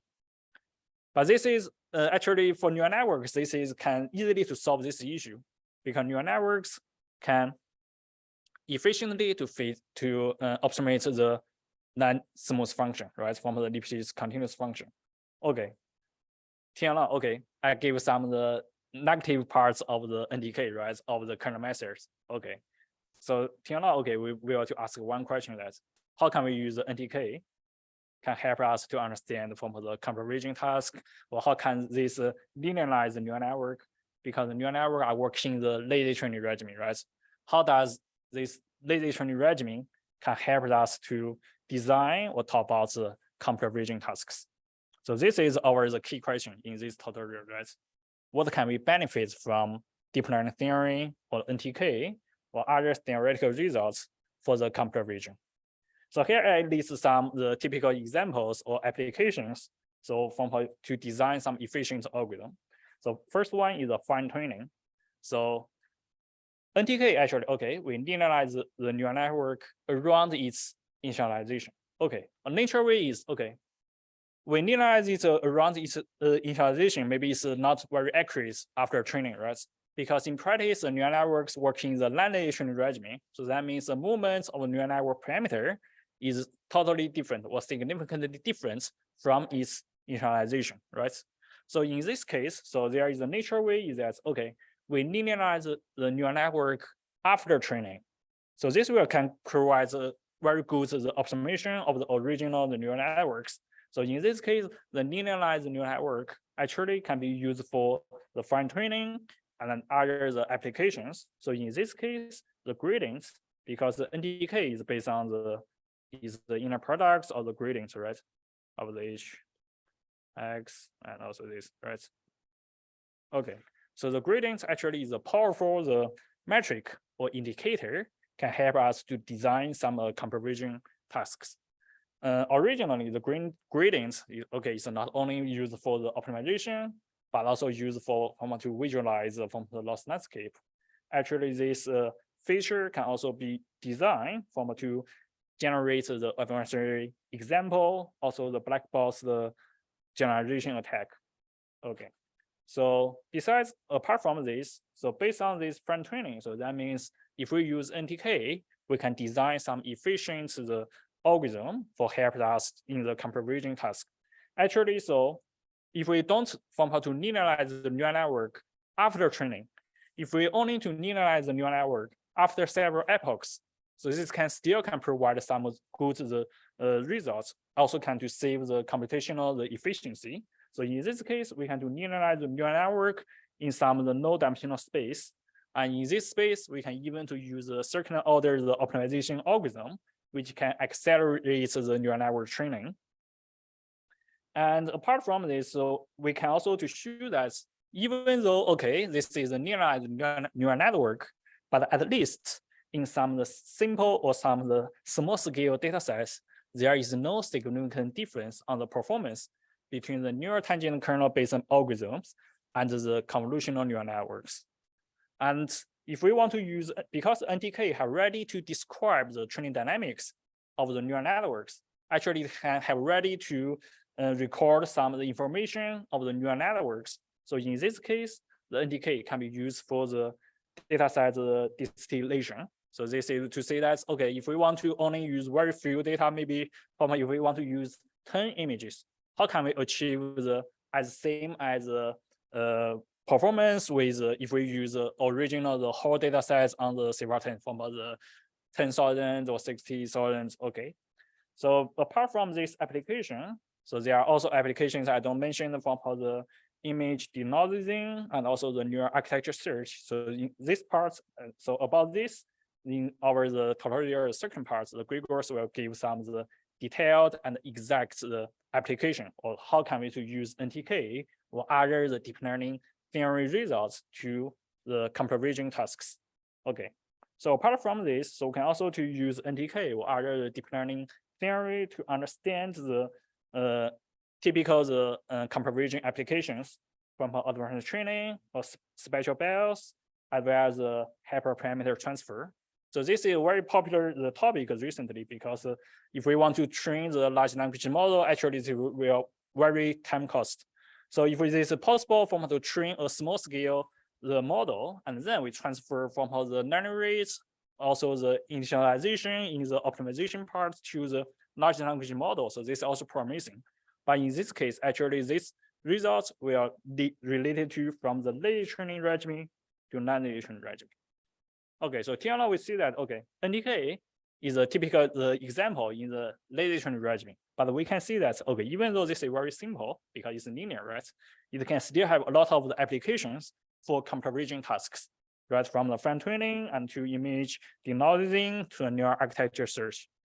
And we believe that, okay, apart from this lazy training regimen, so these theoretical results, we believe that from in the future, some of the non-lazy training, the theoretical results will also be beneficial to the computer vision task.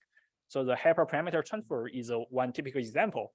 And in the next, I will also to talk about the robustness. This is also one typical example to help us how to understand what's the relationship between the over-parameterization and the robustness. So robustness is also a very popular topic, right? As Wolfgang mentioned that, okay, we need to carefully rethinking about the advanced training if we want to improve the robustness. So before we talk about this, we need to understand this fundamental question that, okay, given a neural networks, we are wondering that how does the width, how does the depth will affect the robustness? Okay, from which architecture is beneficial or is good for the robustness? Frankly speaking, the answer is unclear because there are several contradictions in this community. There are some results to show that the over-parameterization will help robustness. So that means if the width or if the depth is large, it can achieve the good or better the robustness performance. So this paper is from the Burbank's NeuralNIPS 2021, the Outstanding Paper Awards. But unfortunately, there are also a lot of work to show that no, the over-parameterization will hurt robustness. So in our the NeuralNIPS paper last year, actually we want to close this gap as much as possible. So we want to understand the two things. So firstly, we mentioned that, so in our first part, we mentioned that the initialization will lead the different training dynamics of the neural networks, right? So we are wondering that under different initialization scheme, the relationship between robustness and optimization will change or not. And secondly, we are also interested in that how does the width, the depth, the architecture will affect the robustness. So before we talk about the robustness, we need to give a formal definition of what is robustness. Here we introduce a definition called the perturbation stability. So this describes the average case of robustness because we can see that it evaluates the perturbation, the sensitivity of the neural network's output HX, and over the input, the perturbation data it has, right? So because so the reason why I say this is the average case robustness because we take the expectation over the input data, the perturbation data, and the neural network's parameter. So I think this is more realistic for the practical the neural networks when compared to the classical the Lipschitz constant, because Lipschitz constant actually is to consider the worst case, to consider for the all possible form of the data sets. And okay, here I use the dual norm to show this. Okay. So this is a definition of the Lipschitz constants. So we believe that the average case of robustness will be more realized, will be more convinced for the than the Lipschitz constant. Okay. So based on this definition, I need to clarify this definition under different training in dynamics or training regimes, right? So here from in the lazy training regime, so about the expectation over the parameter x, we can directly use the parameter at its initialization. Because in lazy training regime, we prove that, or we mentioned that after training, the movement of the neural network parameter, there is no significant difference. So that means we can directly use the neural network parameter at its initialization. But in non-lazy training regime, actually, we cannot do this, right? Because in the non-lazy training regime, the movements of the neural network parameter actually will change or not. So in this case, we don't take the expectation over the parameter. Okay. So based on this, okay, we can give our theoretical results to show that under the lazy training regime, we can prove that the perturbation stability can be upper bounded by the function, and this function is only depends on the width m, the depth l, and the difference of the Gaussianization variance beta. So here I give 3 examples of they are very typically used in practice: the local initialization, Hertzization, and anti-Hertzization. So we can see that our upper bound for this 3 initialization scheme actually have the same relationship regarding to the width, but it have the different relationship on the depth. Because for example, we can see that on the local initialization and the Hertzization, actually, sorry, on the Hertzization and the anti-Hertzization, they have the same tendency if we increase the depth. Okay, so here I give our final result to show that the good in width, the bad in depth, and the ugly in initialization. So what does this mean? This means that, okay, we can see that in these 3 cases, if we increase the width, okay, there is a phase transition between from the under-parameterized regime to over-parameterized regime. So if the width is large enough, it can make the perturbation stability value is small. That means we can obtain a better the average case robustness. So this is reason why we say the width can help robustness.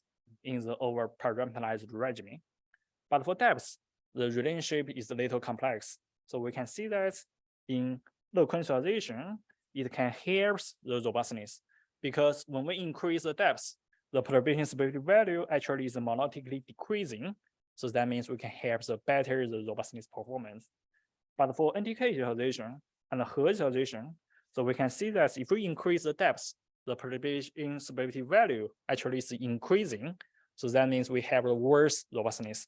So this is reason why we say the depth will hurt the robustness in the He utilization and NTK utilization. So we can see that for the same neural network architecture, if we use a different initialization scheme, even though these three initialization scheme actually belongs to the lazy training regimen, but it will still have the totally different the robustness performance. So this is reason why we say the initialization is ugly or is important, right? Okay. So here we can give some of the numerical results to verify our theory, even though this is just the upper bounds, right? So firstly, we compare with other results under the perturbation stability metric. So we can see that in their results, when increasing the width M or the depth L, we can see that this value actually are monotonically decreasing. So actually their result to show that the over-parameterization will hurt robustness. But instead, our results can give a refined analysis, and this can be verified by our theory. So we can see that in these three transition schemes, there is a phase transition between the perturbation stability value and also the robustness, and the width, right? So if the width is large enough, we can see that it can have the smaller the perturbation stability value. So that means the width can help the robustness, right? But for depth, for example, if we increase the depth from L to 2 to 6 to 10, we can see that in low quantization, it has the smaller the perturbation stability value. That means the low quantization can help the robustness. But this is not true for He utilization and NTK utilization. So this can verify our theoretical results. Okay. So apart from these fully connected neural networks on the CVPR dataset, we can also to verify our results on the convolutional neural networks. Okay, so we can see the similar the performance. And besides some results about the practical neural networks from the ResNet 18, we also released some results in our paper. Okay. So now we are ready to talk about, okay, what's the performance of what is the robustness performance under different the initialization schemes, and also the relationship to the width and the depth. So, but this is always limited to the lazy training regimen, right? So what is about the non-lazy training regimen? So firstly, we give a sufficient condition to show that, okay, well, under which setting, we need to ensure that the deep neural networks enter in the non-lazy training regimen. So here we give an example of the two linear neural networks. If the Gaussian utilization variance is sufficiently small because M is the width and C is some constant larger than 1.5, in this case, we can ensure that the neural networks can enter in the non-lazy training regimen. So based on this, we can give our theoretical result to show that, okay, the perturbation stability value actually is upper bounded by a function that only depends on the number of the training data as well as the width. So we can see that if the width is large enough, or it works in the over-parameterized regimen, and this function actually is monotonically decreasing with the width. So in this case, we can also to see that the width can help robustness in this non-lazy training regimen. So conclude these results and also the previous results. So we can conclude that so the width can help robustness in both lazy and the non-lazy training regimen. Okay. So similarly, we can also to verify our theoretical results. So firstly, recover the definition of the lazy training ratio kappa. So which described, okay, what is the movement of the neural networks before training and after training. So we can see that if we use the initialization scheme after training, the lazy training ratio kappa doesn't converge to zero. Instead, it converges to a constant order. So in this case, we can see that if we use this initialization scheme, we can ensure that the neural networks enter in the non-lazy training regimen. And based on this, we can also do some of the empirical results to verify that what's the relationship between the robustness and also the width. So we can see that if the width is large enough, it can help the robustness. Okay, So till now, okay, we have ready to talk about the two parts. So one is about the over-parameterization in deep neural networks, and also to talk about, okay, the initialization actually is very important because it's to determine, okay, which training regimen does the neural networks enter in. So let me give some summation of my parts. So, okay, we talk about the neural networks and especially the over-parameterized neural networks. So actually, okay, it's good have a very promising performance, but it's true that, okay, because of over-parameterization, it's difficult for analysis, even though for the linear regression, right? So we give an example to show that for the curve fitting, if the neural net, if the curve for the curve fitting, if the number of the parameter is much larger than the number of the trained data, actually the current the learning theory cannot give a good explanation. But at least, so we can to show that if we use, even though in the lazy training regimen from the NTK, we can still provide some good applications. For example, from the fine tuning and to the image denoising, also to the robustness or to the advanced training. So we can show that the good in width, the bad in depth, and ugly in initialization. So we can to show that, okay, the initialization, this is reason why we say the initialization is very important.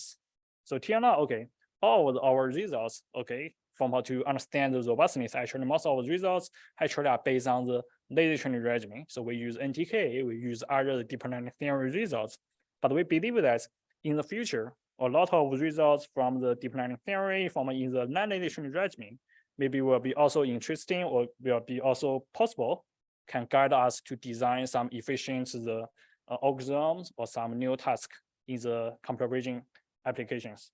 Okay. Any questions? Okay, go ahead. Oh, yeah. Well, thank you so much for the nice talk. Yeah, okay. I wonder how we can get some insights, those kind of analyses into the practical uses. So when it comes to the practical uses, Yeah. we usually use the weights, what we call the pre-trained weights on the ImageNet or other data sets. And even though when we construct a new neural network architecture, we still use the pre-trained backbone networks usually. So in those cases, how we can get some insights from those analyses to the practical uses?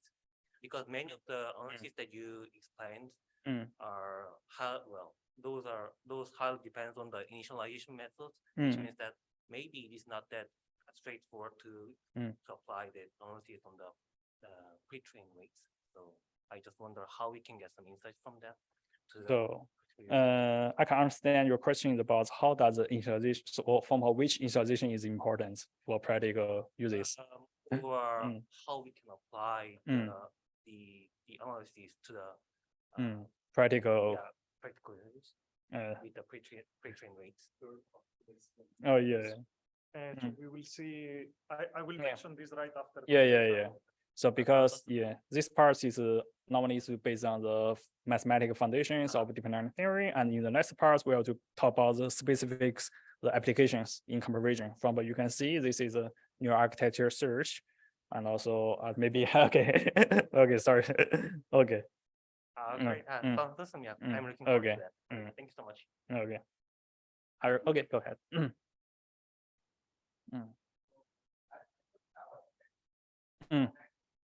Okay. Yeah.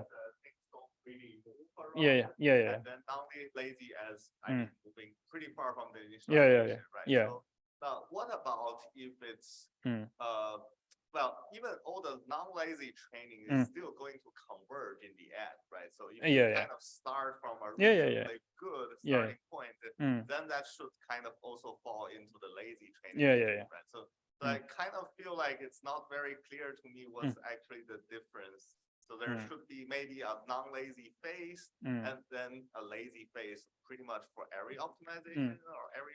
This is a good question because it's true. I remember in some papers it shows that during the practical the neural network training, actually at the beginning, it's almost similar to a linear model at the beginning training from after the few epochs. But after several epochs, actually the movements or the neural network parameter will change or not, or the different from at that of the initialization scheme. So it's true that so in practical the neural network training, we think we are at first is lazy training regimen, and then we're entering the non-lazy training regimen. But it's true that so the most important thing here is the practical neural networks. Actually, the neural network parameter will change or not. So it's actually in the non-lazy training regimen.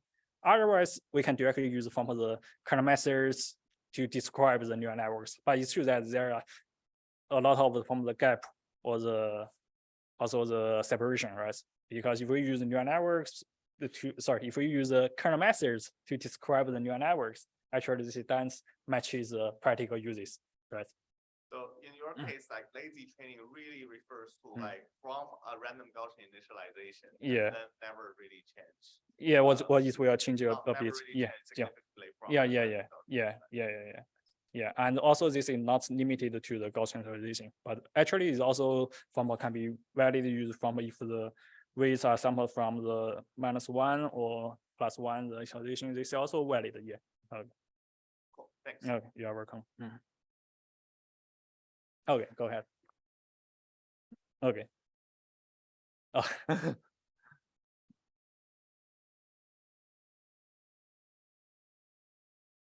Go ahead. I have a question about the definition of lazy training. So it seems like if you have a network with many parameters, let's say 1 billion, and if only a few of them actually change, it will look like it's lazy training because most of them don't change at all. Yeah, actually here is user soup. This meaning for any training time and also for any, where is this definition here? Okay, here.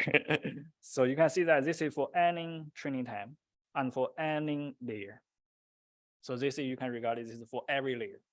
For for during the training, And you only have like a relatively small amount of parameters. Or to ensure that at any training time and any layer, the movement is very small. Yeah. Because you can see this is the soup for the training time and also this is for any layer. Yeah. Okay. Okay. Okay.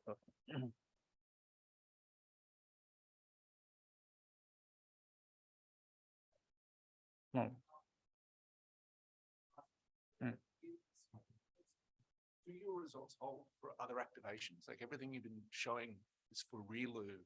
ReLU. So I'd imagine like in other smaller scale networks, we use I think for lazy training regimen from these results can to extend it to from the smooth activation function. Yeah.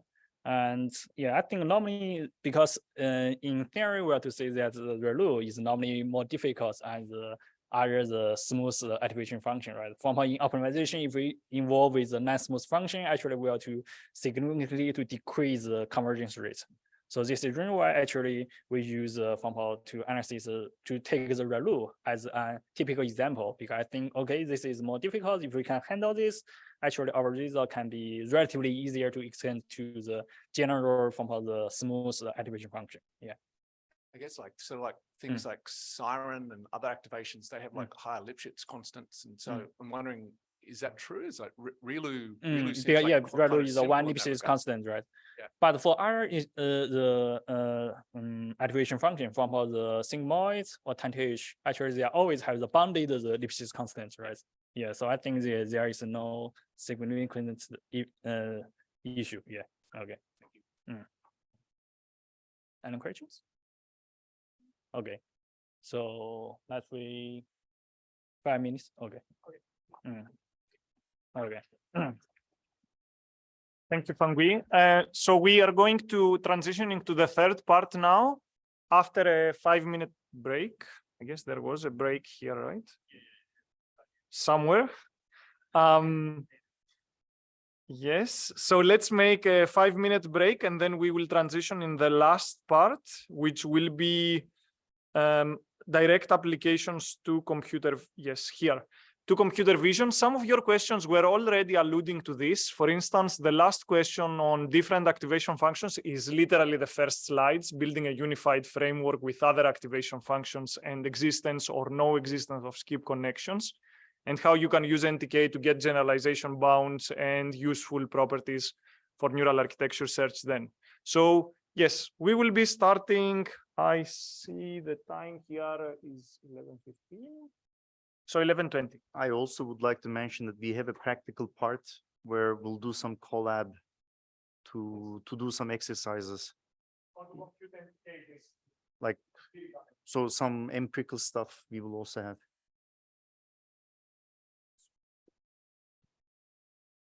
So you want to call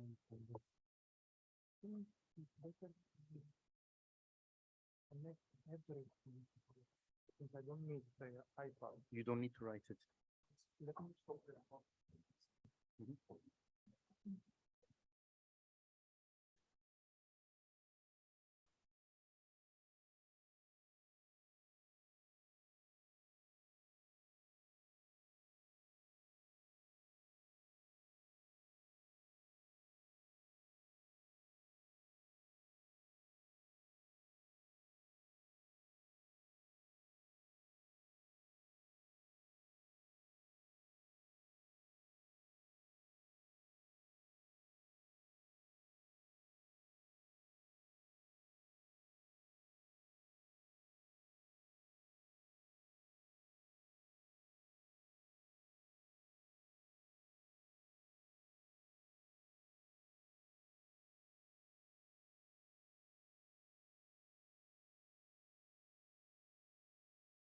Okay, hello everyone. Welcome to the third part. So after Volkan's part in optimization and Minimax and Fangui's over-parameterization, I think it's the time to focus a bit more on the application side and see how all of these great tools can be used in concrete applications that are directly usable by many of you in diverse vision problems, or see how they can be used further and extended, because it is true, as both Volkan and Fangui already mentioned, there are a lot of limitations or lack of applications in some cases, not because these tools are not applicable, but simply because someone hasn't tried them. For instance, some of the questions have already mentioned some of these interesting ideas. For instance, how do we know the lazy and non-lazy intersections when exactly in training each one of these are? And I think there are a lot of research that can be done in this direction.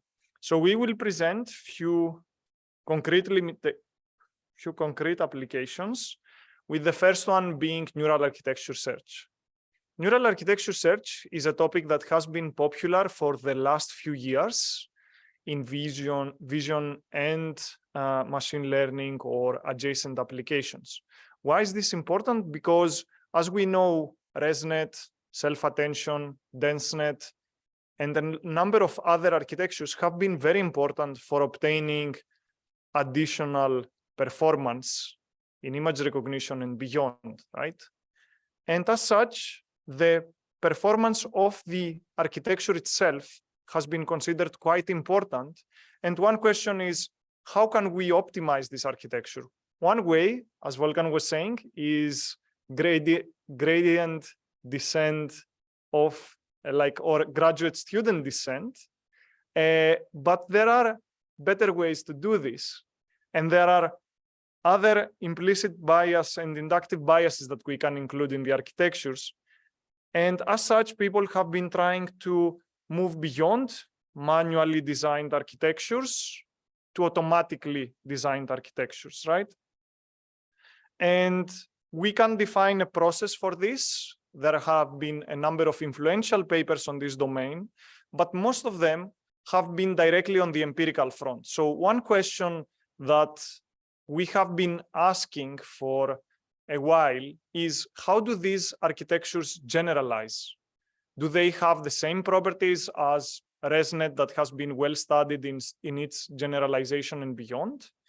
And to do this, it also answers one of the questions, I think the last question we had just before the break, which is the results that we had before are mostly with ReLU networks. Do these generalize beyond ReLU networks? Well, this is a very good benchmark to see this, right? So here in the figure, you can see a network where in the left is the typical input, X, and f of X is the output. X is the an image or any data point really.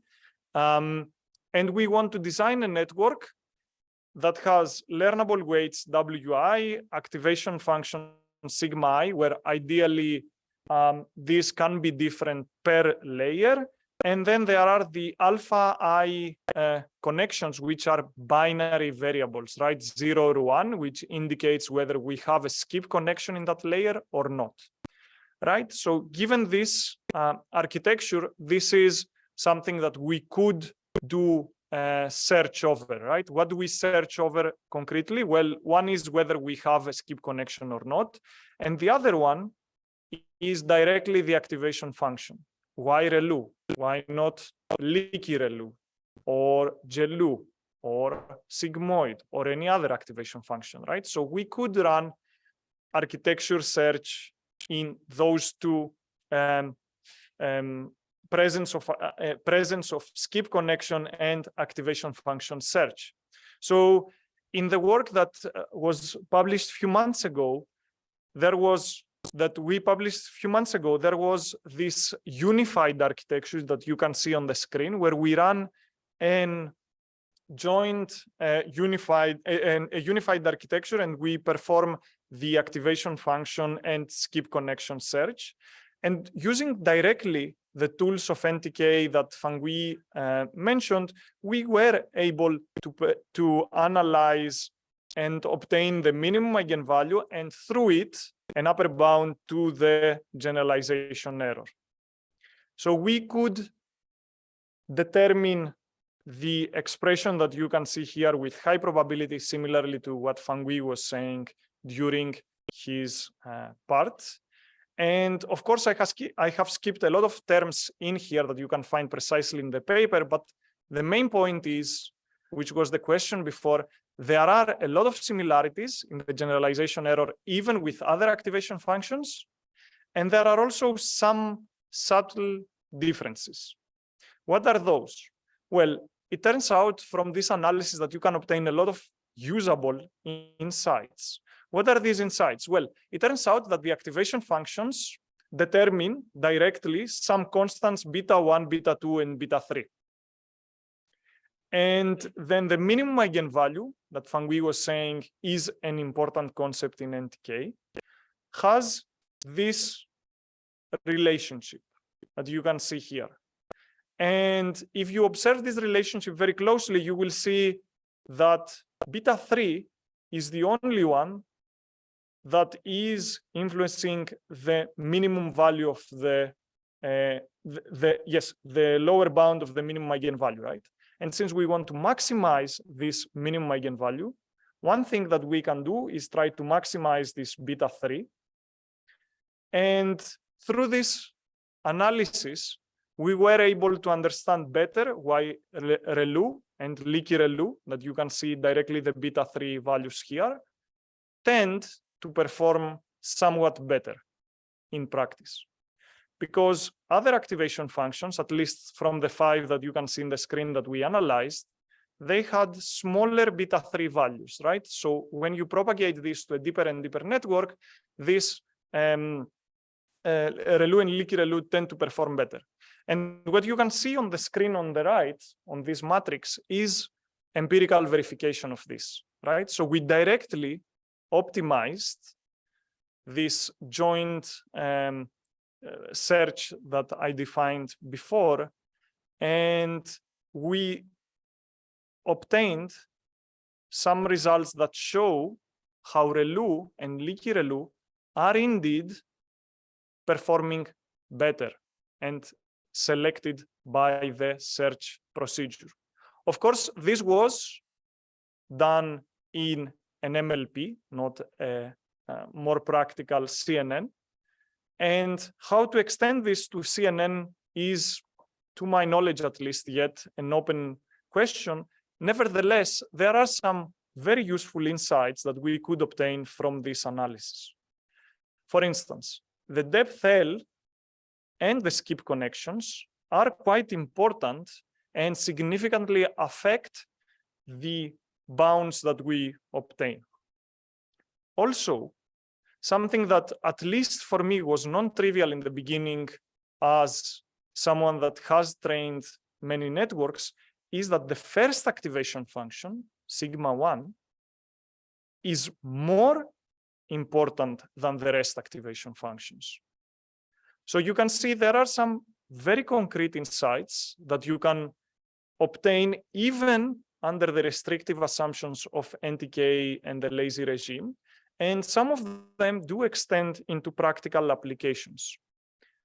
Now, if these assumptions extend into CNNs and even beyond into transformers are an open question, and we would be happy to see follow-up work on this topic and see how actually the practical choices made by researchers, for instance, cells that are frequently used in neural architecture search, can be incorporated in this framework, and how this adapts both the generalization bounds and the practical insights gained from them.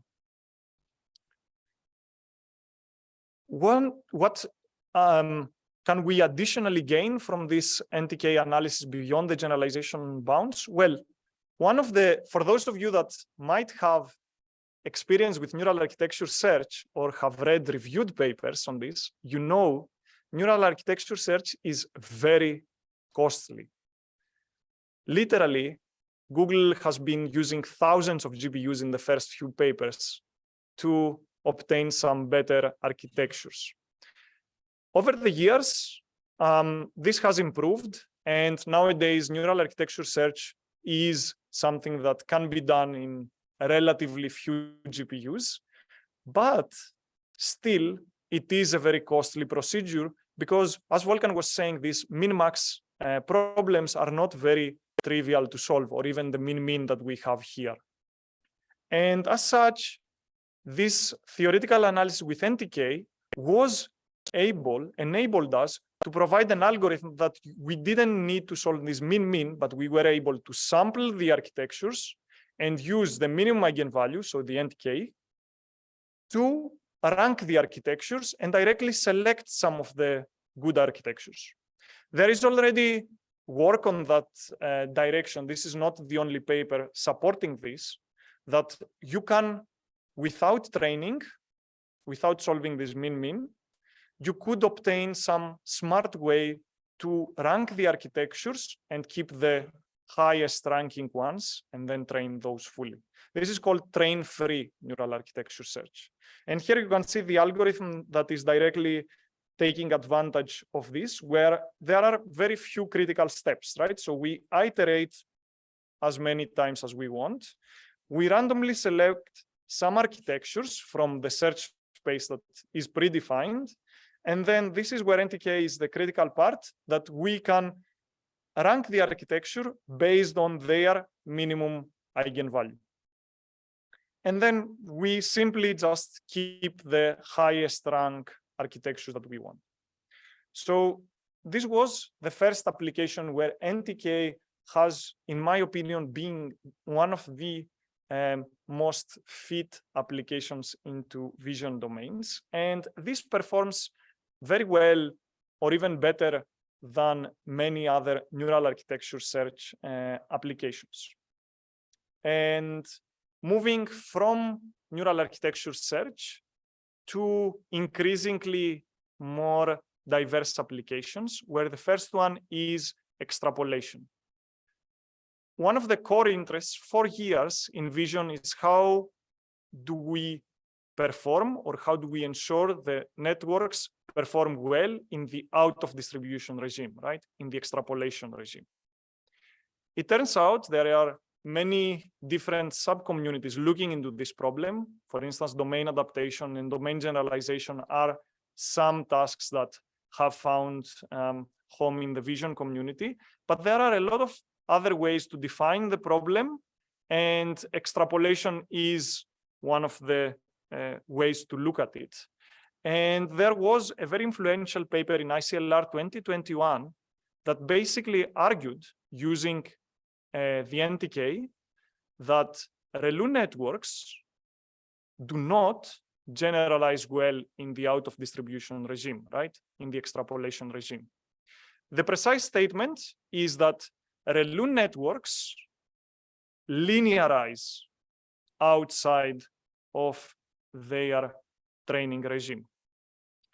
And this might explain why neural networks have not been performing very well in this out of distribution domain adaptation technique. And there are a number of heuristics that are required to then help them learn in this regime or generalize in this regime. An interesting result that we were able to get is that actually, if you change the ReLU network to another class of function called polynomial networks, the networks do not linearize anymore, but they remain polynomial expansions even outside of their learning regime. So far, so good, right? NTK analysis, who knows, does it generalize well, or is it a byproduct of the theoretical assumption? Well, it turns out that it generalizes well, at least in the case that we have analytically known ground truth functions.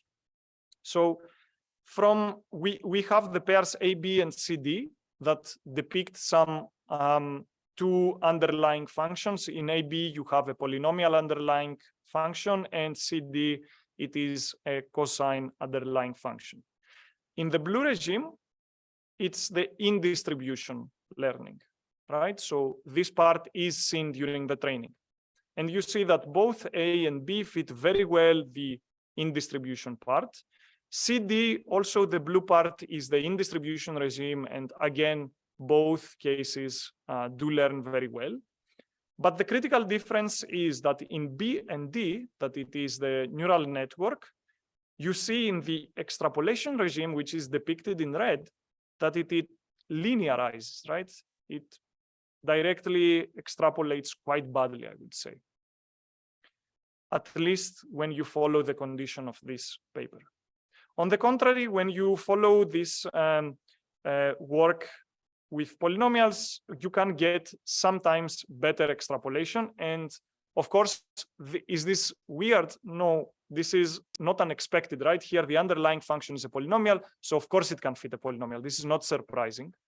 And it can do a somewhat decent or at least better job than the neural network in the cosine. That, okay, again, not too surprising given that this one you could approximate with a Taylor expansion or another polynomial expansion, right?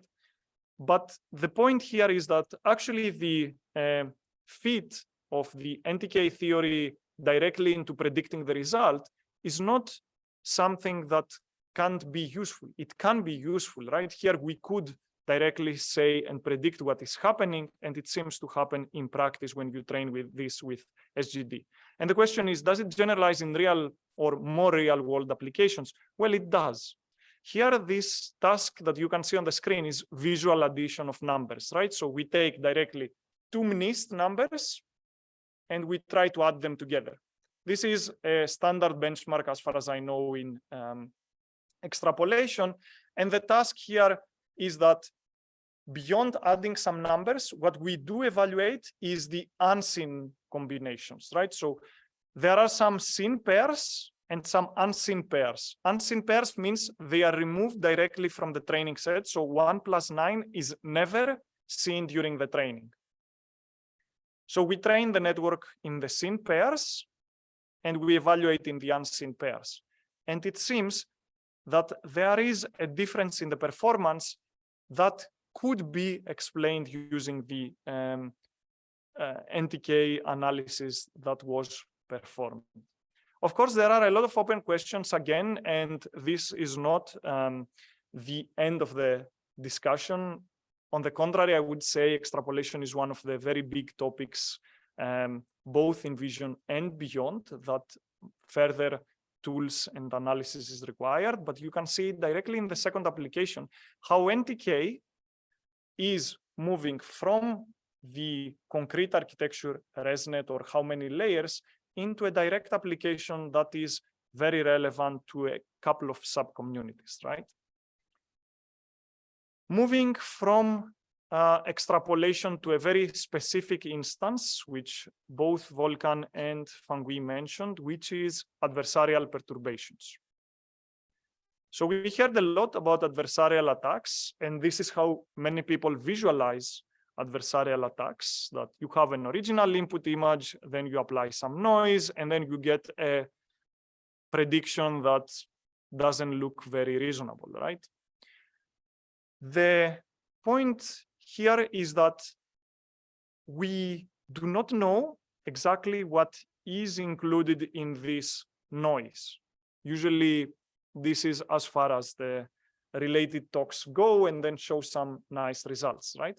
But it turns out that there is something that we can do using the NTK, which is a paper, I think it appeared in NeurIPS 2022, that directly analyzed using NTK what this noise is, right? So using tools and a couple of assumptions on the architecture, it was able to separate this into different functions and visualize the different components. So you see that the first component of noise seems awfully much like a version of the car, right? Other next components seem increasingly like high frequency noise. This is one of the ways where the NTK has been useful in visualizing adversarial perturbations, or even further visualizing features in general in adversarial training. On the left, you can see how different components are consistent from different, when visualized from different networks, trained from scratch for adversarial training purposes. And on the right, you can see how the different features rank with respect to their robustness on the x-axis and their usefulness. Usefulness means how predictive essentially a feature is, right? So the higher on the x-axis, the better. And ideally, we want robust features that are also predictive. What does this mean? And how can we interpret these figures? Well, what the analysis again with NTK showed in this paper is that the simple features, the features in the top of the NTK matrix, the top eigenspectrum, the features in the top of the eigenspectrum are the most robust and predictive features. It also showed, though, that these features are not enough for obtaining good, clean accuracy, right? Another interesting link that this paper made is that having the first few features being robust is something that connects with the spectral bias that Fangui mentioned that neural networks have, right? In the beginning of the training, they learn low frequency functions, so simpler, smoother functions in the beginning, which makes sense that they are robust as well, right? And then it learns higher frequency functions. So you see that this tool is able to connect with both spectral bias and be very useful in visualizing the features or even creating new adversarial attacks. Another implication of this analysis is that you could directly use this tool to predict the adversarial attacks even before the training.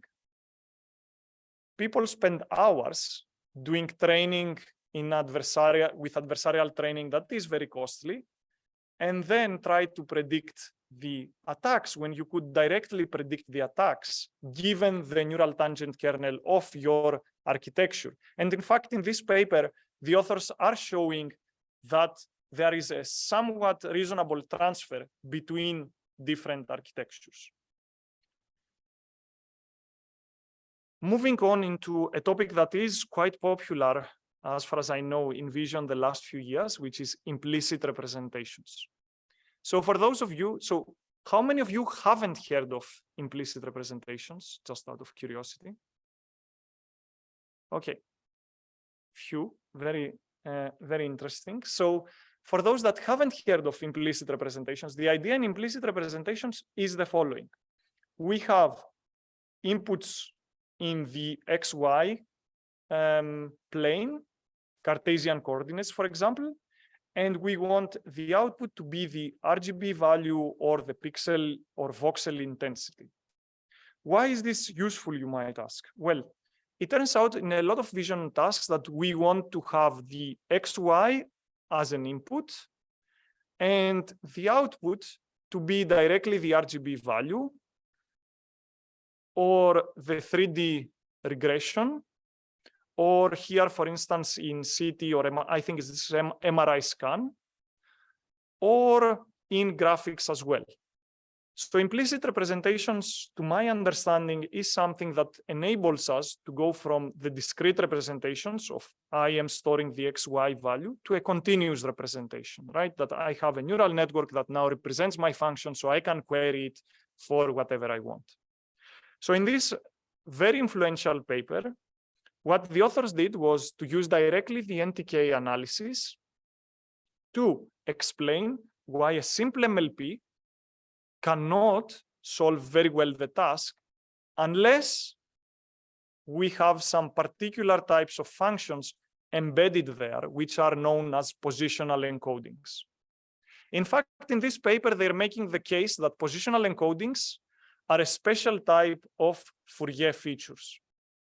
And they are able to generalize to Fourier features and show that using these Fourier features, we are able to mitigate the spectral bias of neural networks. So you see, this is also linked with the spectral bias, right? Which is earlier in the training, a neural network architecture is able to learn simpler functions first and only learning high frequency functions later in the training.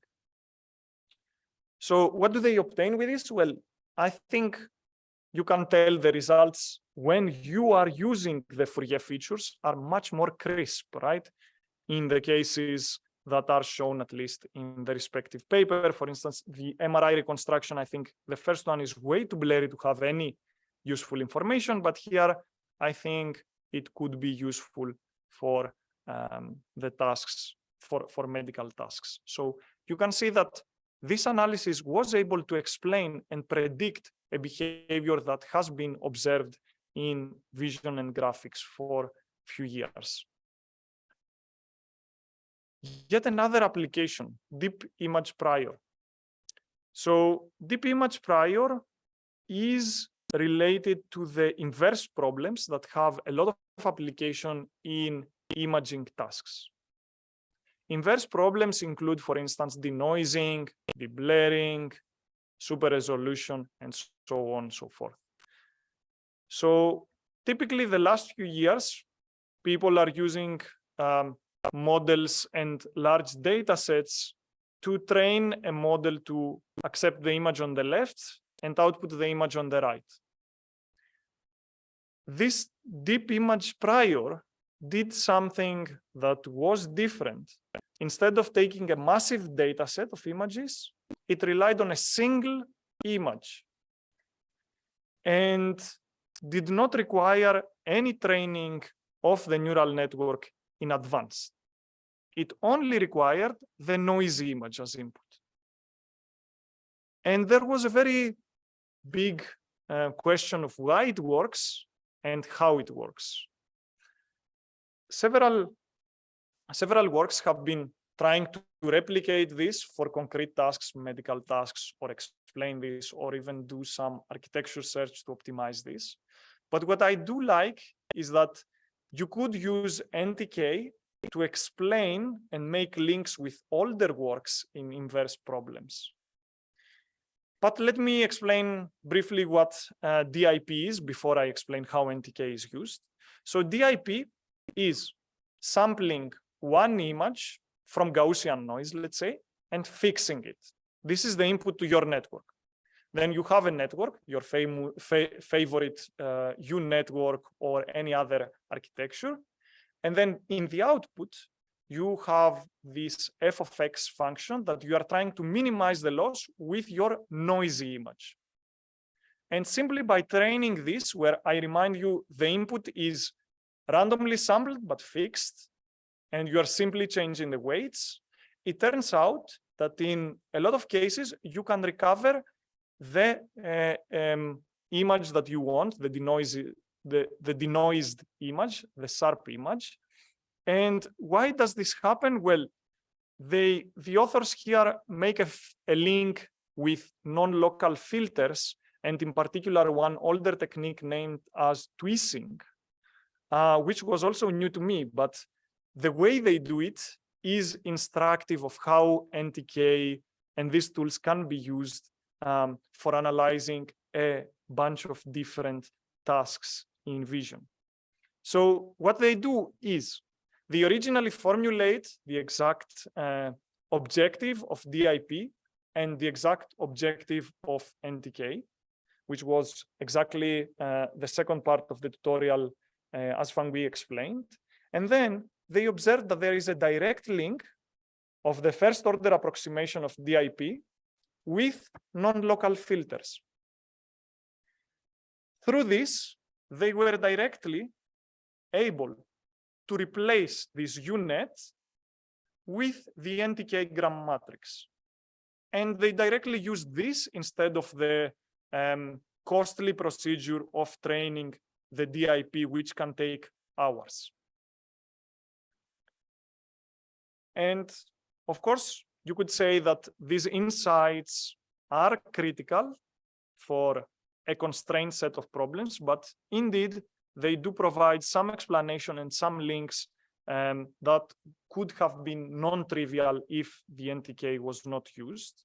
And importantly, they are also showing why DIP is not only working because there is a low rank approximation of images, right? So in DIP, many people originally thought that this works only because images are low rank, but it turns out that it's much more than this. And the paper is, as I said, very instructive in the steps that it is following. And many of the previous applications that I showed are indeed following the same patterns, that they are simply using the NTK and their objective. And somehow, if you have a like a first order approximation like they have here in the DIP network, sometimes you are directly able to use the tools to make analogies for the tasks that you care about. Now, these are some successful applications, but the story does not end, right? It's not that the problem is solved. There are a lot of limitations, and I would like to see them as future improvement. So many of the analysis and even applications we presented in the second and third part rely on linear layers. Even though Fangui mentioned the CNTK, convolutional NTK, or there are graph NTK and so on and so forth, the analysis is mostly on fully connected layers. And this is somehow something that is far away from practice. And in fact, many other components, for instance, layer normalization or other schemes cannot be very well included in the current version of NTK and the related tools we are using. So I think this can be perhaps further expanded. The assumptions are often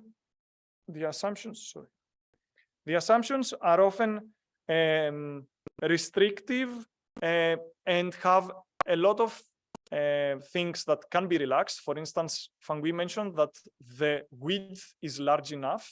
And in fact, in the first version of NTK, the width was going to be infinite. Then it was relaxed to finite width, but still width that is much larger than the one used in practice. So there are some assumptions that could be further relaxed to improve these tools and bring them closer to practice. Oops.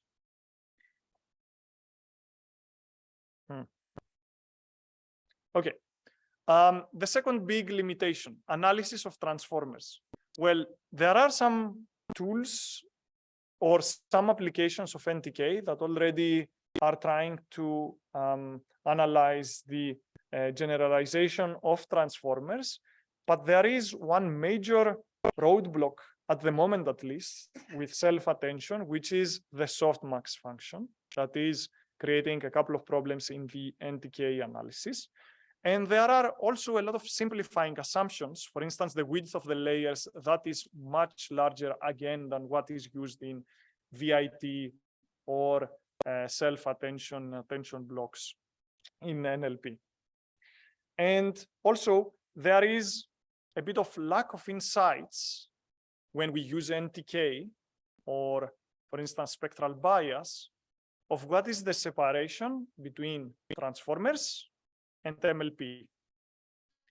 This can be considered as one of the limitations, because I did mention that these tools can bring unique insights, but I think with a bit of refinement, they can also bring some separation in these cases so that we understand better what transformers can and cannot do better than MLPs, CNNs, and so on. Beyond that, there was already a question about the learning regime, and you see this directly in the limitations, that we do not have a clear insight of the exact results and exact details of the learning regime or the inductive bias in many cases, and how this is reflected in the non-lazy regime, which seems to be a critical component that we need to understand. And basically, the non-lazy regime is much less restrictive, but this also means it is harder to analyze. So I am expecting a lot of new results in the years to come in this non-lazy regime, and perhaps there can be applications and insights that are much more interesting coming from the non-lazy regime in the years to come. And beyond the classification that we have mostly focused on, the question is, how can these theoretical insights extend to other problems? For instance, conditional generation, dense reconstruction, tracking, so on and so forth. Can we also get generalization bounds that are practical for guiding implementations, or, for instance, relax the theoretical assumptions? And before we actually conclude, here is some code to show you how this NTK can actually be computed in any architecture that you want, given data, right? So these are not only tools that you can do proofs with, but you can actually compute them and use them, as I showed in many of these applications, that you can, for instance, exchange the network and generate adversarial attacks with directly using the NTK matrix, or directly rank architectures, right? For these reasons, you need to actually compute the NTK. So let's walk for 5 minutes into this. So here, everything is written in PyTorch. I have to mention that there is a cool library that does this NTK in JAX, written and I think supported by Google. But you can do this directly in PyTorch, which is the code that you can see here. So this is a definition of a neural network, nothing fancy, right? A 2-layer neural network with ReLU activation function. And this is here a custom code to get the gradients. Again, nothing too fancy. This is a convenience function that does nothing more than return the gradients, essentially, of the model, given some data. And here is the function that computes the NTK. So what does this function do? Well, we initialize the NTK matrix as a square matrix given the number of data. And then we basically compute we have 2 for loops to compute for every I and j of the data, these gradients. And then we simply multiply them together. It's as simple as that. And this doesn't only work for 2-layer networks. You can exchange this 2-layer network with any network that you want. I can directly run this and visualize the results, you will see it's not the fastest, but it should be able to run reasonably fast. And while this is running, I can directly show you how this exactly the same function can be used in computing different types of networks, right? So here I have changed a bit the structure of the network from an MLP to having a Hadamard product inside the forward, right? So this using this structure, which is different than the MLP we had above, we can directly use the same function and obtain the NTK. So here you can see the empirical NTK visualized for this two-layer MLP. Oh, this didn't run. And there is something that you will notice if you try to run this on your own. But before this, you see here is the two-layer for the NTK for the two-layer MLP. Here is the NTK for the network with the Hadamard products. And you can see that there is some difference, right? So it's not that they are exactly the same. And this is architecture dependent. There is this thing that you will notice if you try to run this code. I think this notebook is already in the GitHub repo that you can find in the site, is that the NTK becomes much slower as you scale the data and the architecture, but mainly the data. And as such, there are a couple of nice public repositories, for instance, the one from Google that I mentioned, or this one in PyTorch, that enable you to avoid this and somehow scale a bit better with a lot of optimizations they have done. So in case you want to use this, for instance, for large networks or for data that run in the thousands or millions, I do recommend that you do not implement it directly like the double for loop, but you instead use one of these packages. And with that, I think we are ready to conclude. Thank you for your attention.